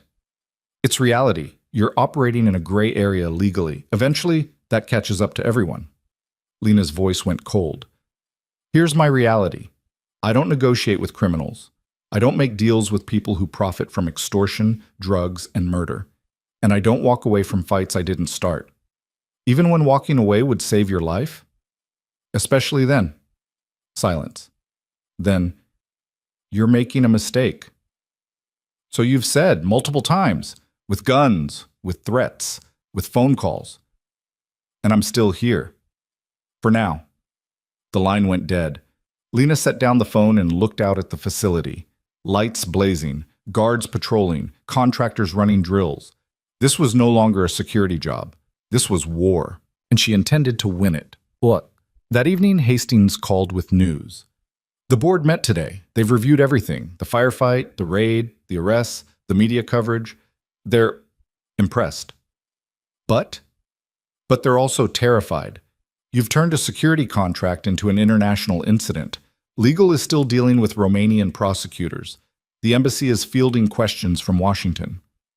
This has gotten bigger than anyone anticipated. Are they pulling me out?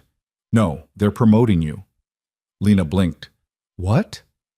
They want you to oversee security for all 17 facilities, not just Romania, everything. You'll have full authority, unlimited budget, and command over every security team in the region. That's insane, I know. But the board sees results. For the first time in years, criminal organizations are backing off. Extortion has stopped. Meridian is operating without interference. That's worth any amount of legal headaches. Lena thought about Kessler, about what this job had cost him. What if I say no? Then someone else takes over. Someone who probably isn't as good as you. Someone who might get people killed. That's not fair. No, it's not. But it's true. She stood at the window, watching the sun set over the facility, over the place she'd defended, the place that had become hers. I'll do it, she said, on one condition. Name it. Full operational autonomy, no interference from legal, no second guessing from the board. I make the calls, I take the risks, and I accept the consequences. Done. And Hastings? Yeah? Tell the board that this is who I am. I don't do half measures. I don't negotiate with criminals. I don't back down. If they want someone diplomatic, someone cautious, they need to find someone else. Hastings laughed quietly. I think they're starting to understand that. Welcome to the team, Commander Cross. The title hit her like a punch. Commander. She hadn't been called that in 5 years. It's just Lena, she said. Not anymore. You've earned it. The call ended. Lena stood in the darkness, feeling the weight of command settle back onto her shoulders. The weight she'd tried to escape. The weight that had followed her anyway. Outside, Morrison was running the night patrol. Volkov was checking perimeter sensors. Dalka was coordinating with DI Kot. Her team. Her responsibility. Her war. And for the first time in 5 years, that felt right. The notification came at dawn. Lena was reviewing security protocols in the operations center when her encrypted phone lit up with an alert from Meridian's intelligence division. She opened it and felt her blood go cold. Urgent. Credible threat to multiple facilities. Source indicates coordinated assault planned within 48 hours. Scale. Unprecedented. Recommend immediate evacuation of non-essential personnel. She forwarded it to Morrison and Hastings simultaneously, then keyed her radio. All team leaders, Operations Center, now! Within 3 minutes, her core team assembled. Morrison, Volkov, Dalka, and the senior contractors. They stood around the tactical display as Lena pulled up the intelligence brief. Meridian's sources indicate Vulture Group is planning something big, she said. Not just one facility. Multiple targets. Simultaneous strikes designed to overwhelm our defenses. How credible is this? Morrison asked. Extremely. The source is someone high up in their organization, someone who just got arrested and is looking to cut a deal. Dalka frowned. Which facilities? All of them, or at least enough to send a message. Lena zoomed the map out, showing all 17 Meridian sites across Eastern Europe. They're trying to prove we can't protect everything at once. Can we? Volkov's question was direct. Lena looked at the map. 12 contractors plus local security spread across 17 facilities. The math was brutal. No, she admitted. Not if they hit everywhere simultaneously. Then we evacuate, Morrison said.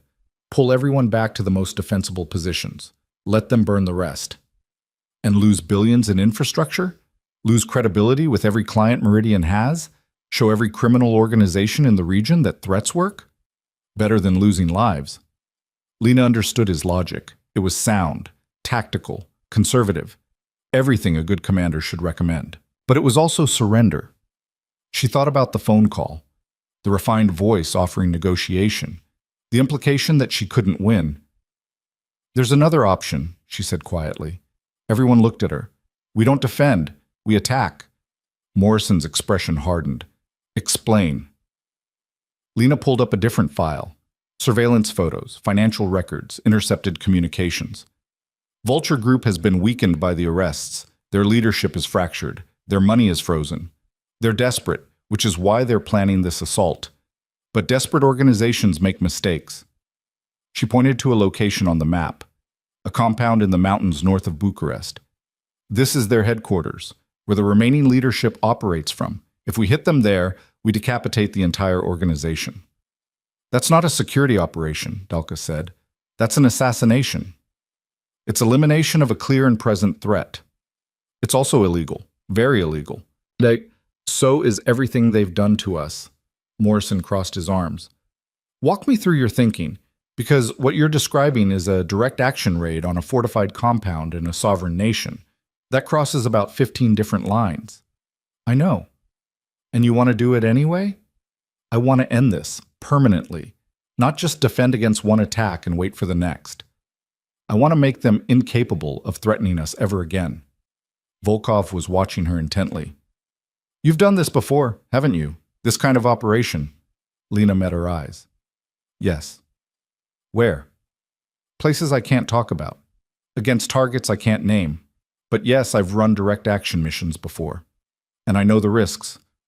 Morrison walked to the window, thinking. The room waited. Finally, he turned back. If we do this, and I'm not saying we should, we'd need perfect intelligence, exact target location, numbers, defensive capabilities, escape routes. Anything less and we're walking into a slaughter. Meridian Source can provide that. He's already offered to cooperate fully in exchange for witness protection. And legal cover? There is none. If this goes wrong, we're on our own. Jesus. Morrison rubbed his face. You're asking my team to commit what amounts to an act of war. I'm asking your team to finish what Vulture Group started.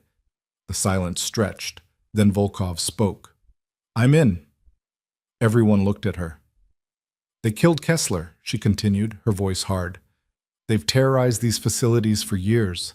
They shot Andrei. They would have killed all of us if Lena hadn't stopped them. So yes, I'm in. Dalka was quieter.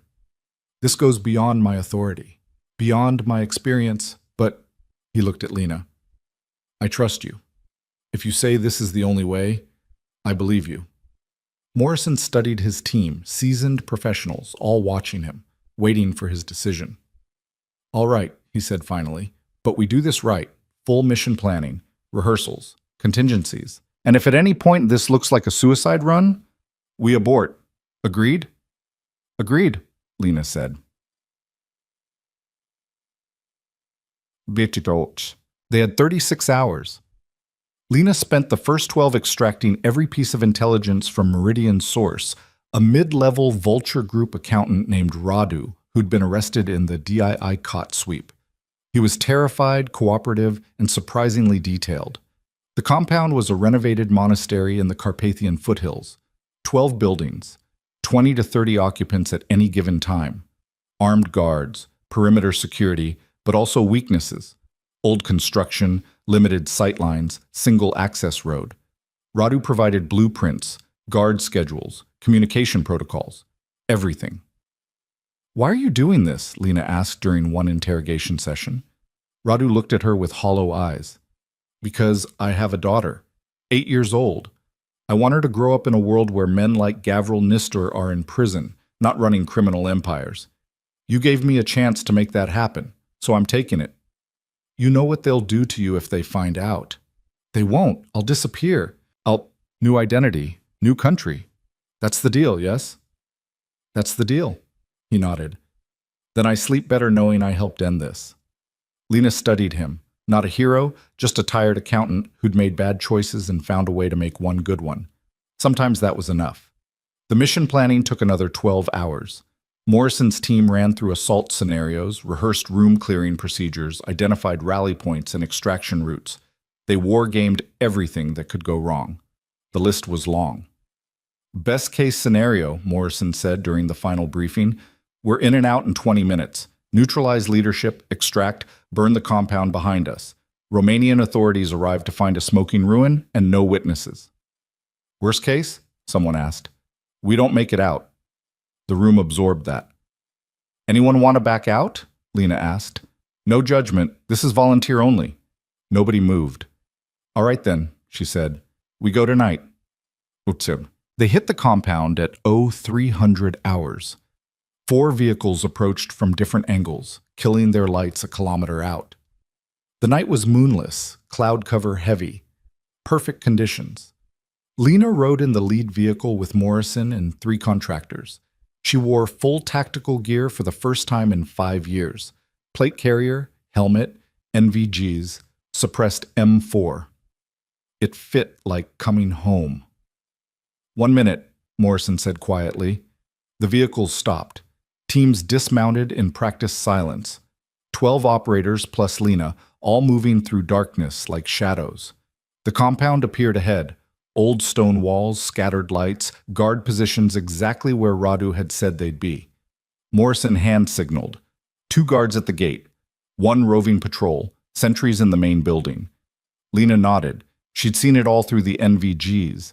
The assault began without words. Suppressed weapons coughed twice. The gate guards dropped.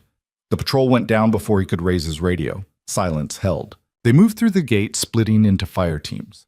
Morrison took the main building. Lena took the secondary structure where intelligence said the leadership slept.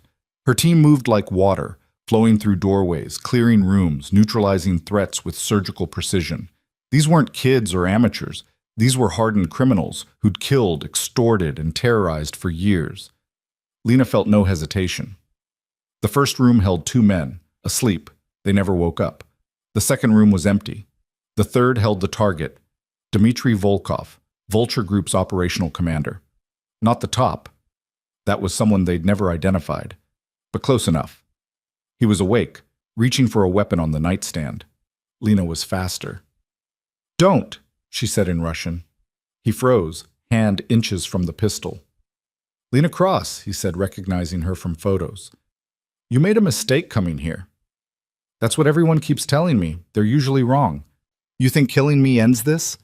We're bigger than one person, bigger than you can imagine." "Then I'll kill the next person, and the next, until there's nobody left."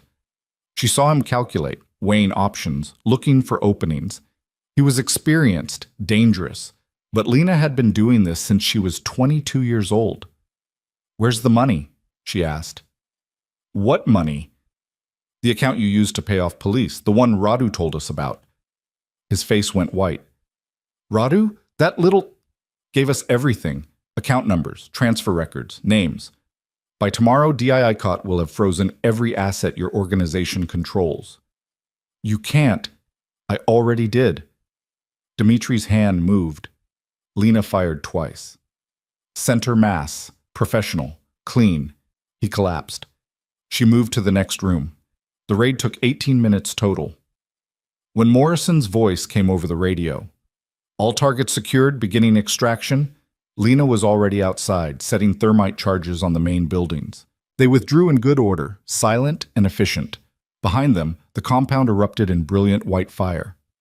By the time Romanian police arrived 2 hours later, the buildings were ash and the attackers were gone. What?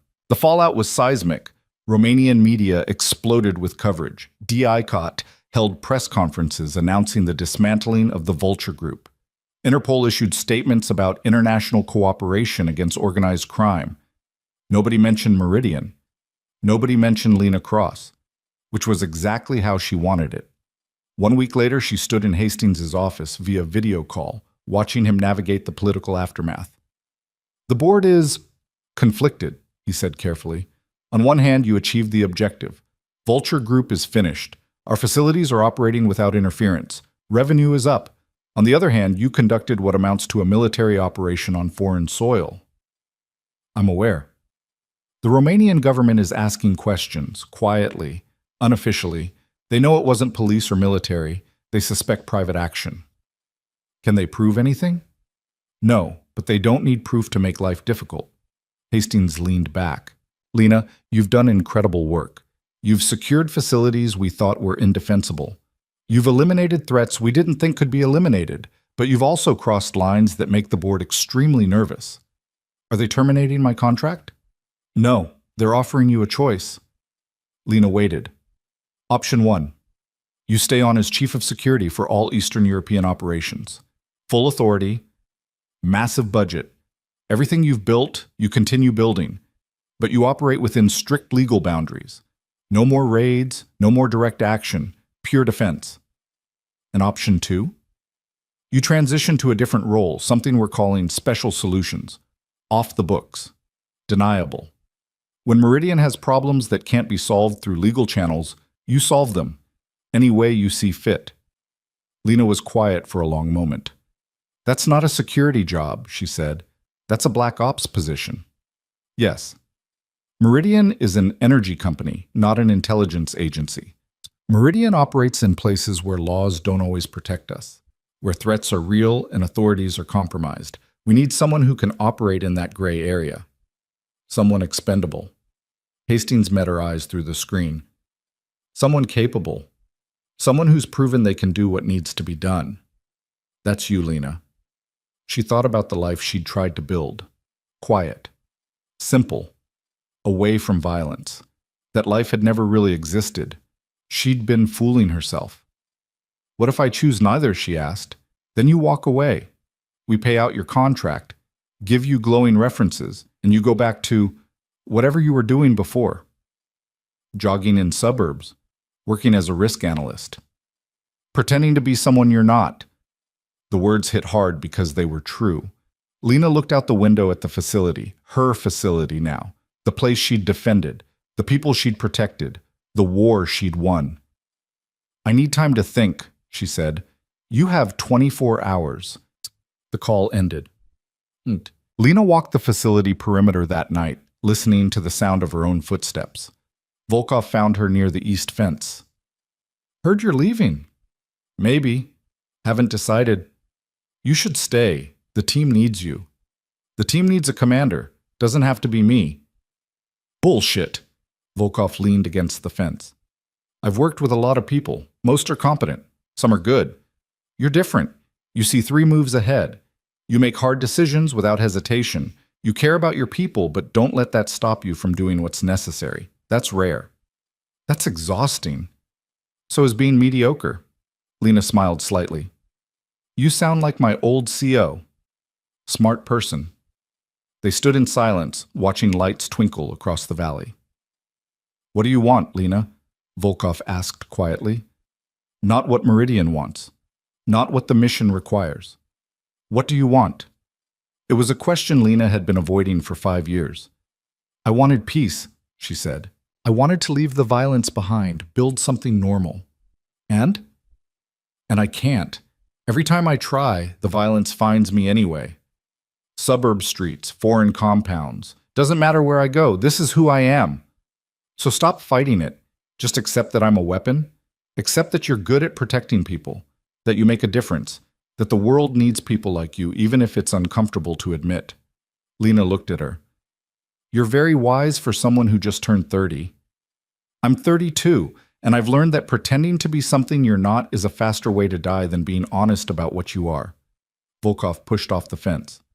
Whatever you decide, I respect it. But for what it's worth, I'm glad you were here. Kessler was good. You're better. And that made all the difference. She walked away, leaving Lena alone with her thoughts. The next morning, Lena called Hastings. I've made my decision, she said. And? Option 3. Silence. Then, there is no option 3. There is now. I'll stay on as Chief of Security for Eastern Europe, but not permanently. Give me 1 year to build a proper security infrastructure, train local teams, establish protocols, make these facilities defensible without me. And after that year, I'll transition to your special solutions role, but on my terms. I choose the missions. I assemble the teams. I decide what's acceptable and what crosses the line. The board won't like that. The board wants problems solved. I'm offering to solve them. They can accept my conditions or find someone else. Hastings was quiet. She heard keyboard typing, probably messaging the board in real time. Finally, they're agreeing, provisionally, with oversight. No oversight, that's non-negotiable. Lena, if they don't trust me to make the right calls, they shouldn't hire me. It's that simple. More typing, longer pause. All right, full autonomy. 1 year to build the security program, then transition to special solutions on your terms. Congratulations, Commander Cross. You just negotiated the strangest contract in Meridian's history. Good. Send me the paperwork. She hung up and stood in the operations center, looking at the monitors showing all 17 facilities. Her facilities now. Her responsibility. For 1 year. Then something different. It wasn't the quiet life she'd imagined, but it was real, honest, true to who she actually was. And maybe that was enough. 6 months later, Lena stood on a secure platform at the Romanian facility, watching sunrise paint the Carpathian Mountains gold. The facility hummed with efficient activity. Guards rotated through shifts with precision. Cameras covered every angle. Response protocols were drilled weekly. The security infrastructure she'd built was working. Morrison approached with coffee. Morning briefing in 10. We've got reports from the Bulgarian facility, possible sabotage attempt, already handled by local team. Good. That's what I want to hear. Local teams handling local problems. Your training program is working. People are learning to think like you. Scary thought. He smiled. Not really. The world could use more people who stand their ground. Lena sipped the coffee, watching workers move through morning routines. Safe, productive, unafraid. This was what she'd fought for, not just buildings and pipelines, people, lives, the chance to work without fear. Her encrypted phone buzzed. Message from Hastings. New situation developing in Kazakhstan. Might need special solutions. Are you ready? She looked at the message for a long moment, then typed back. 6 more months, then we'll talk. The response was immediate. Roger that. We'll be waiting. Lena pocketed the phone and turned back to Morrison. Let's go see what the Bulgarian team did right. I want to make sure we replicate it everywhere. They walked toward the operations center together, colleagues and warriors building something that would outlast them both. Behind her, the sun climbed higher, burning away the last of the night. 18 months after arriving in Romania, Lena Cross stood in Meridian's corporate headquarters, shaking hands with the board of directors. You've exceeded every expectation, the chairman said. Our Eastern European operations are the most secure in the company's history. Incident rates down 92%. Employee confidence at all-time highs. You've built something remarkable. We built something sustainable, Lena corrected. It'll last because it doesn't depend on one person. That's what makes it remarkable. Most security programs collapse when the architect leaves. Yours won't. The meeting concluded with formalities, awards, recognition, gratitude. Lena accepted it all with grace, but minimal attachment. This wasn't why she'd done it. Afterward, she met Volkov and Dalka for dinner at a quiet restaurant in Bucharest. To Commander Cross, Dalka toasted, the woman who saved us all. To the team that did the actual work, Lena countered, clinking glasses. Volkov studied her. You're really leaving? Transitioning, not leaving, into the shadows? Into where I'm most useful, which is hunting monsters in places polite society pretends don't exist. Lena smiled. Something like that. Sounds lonely. Sounds necessary. They ate in comfortable silence. 3 people who'd been through war together and come out the other side, changed, but intact. Later, walking through Bucharest's old town, Volkov asked, Do you ever regret it? Leaving the Navy, building this new life, getting dragged back into violence? Lena considered the question honestly. No, she said finally. I regret trying to be something I'm not. I regret pretending the quiet life would satisfy me. But I don't regret finding my way back to who I actually am. And who is that? Someone who stands in the gap. Someone who protects people who can't protect themselves. Someone who makes hard choices so others don't have to. A warrior, if that's what you want to call it. Volkov stopped walking, turning to face her. Lena, I've known a lot of warriors. Most are broken, haunted, destroyed by what they've done. You're different. You carry it, but it doesn't crush you. How? Lena thought about the question she'd been asked 100 times in 100 different ways. Because I know why I fight, she said quietly. Not for countries or corporations or abstract ideals. For people. Real people with names and faces and families.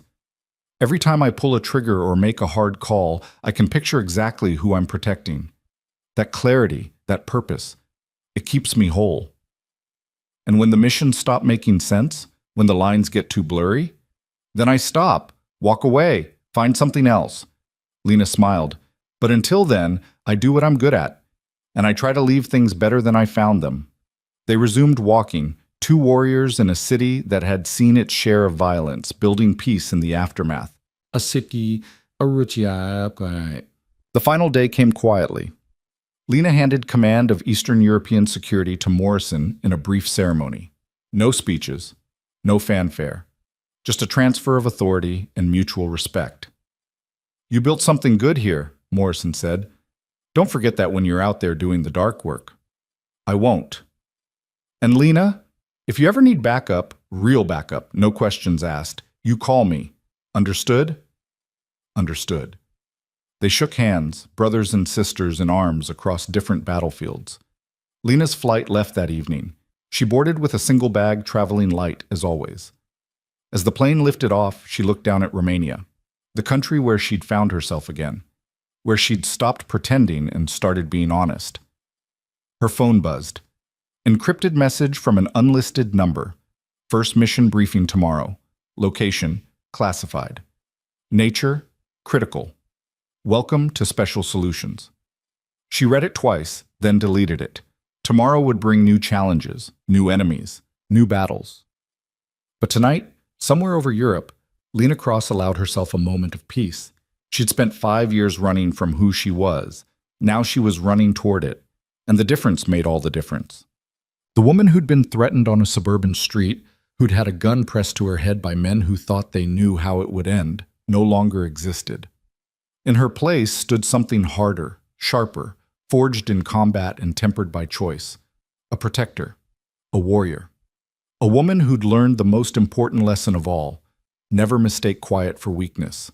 Some threats wake the wrong person, and once awakened, some warriors never sleep again. Message to everyone listening. The world will test you. It will push you. It will try to make you small, compliant, afraid. Some people will mistake your restraint for weakness, your patience for vulnerability, your choice to be kind for an inability to be dangerous. Let them make that mistake, because the strongest people aren't those who never face fear. They're the ones who face it and refuse to break. The most dangerous people aren't those who go looking for fights.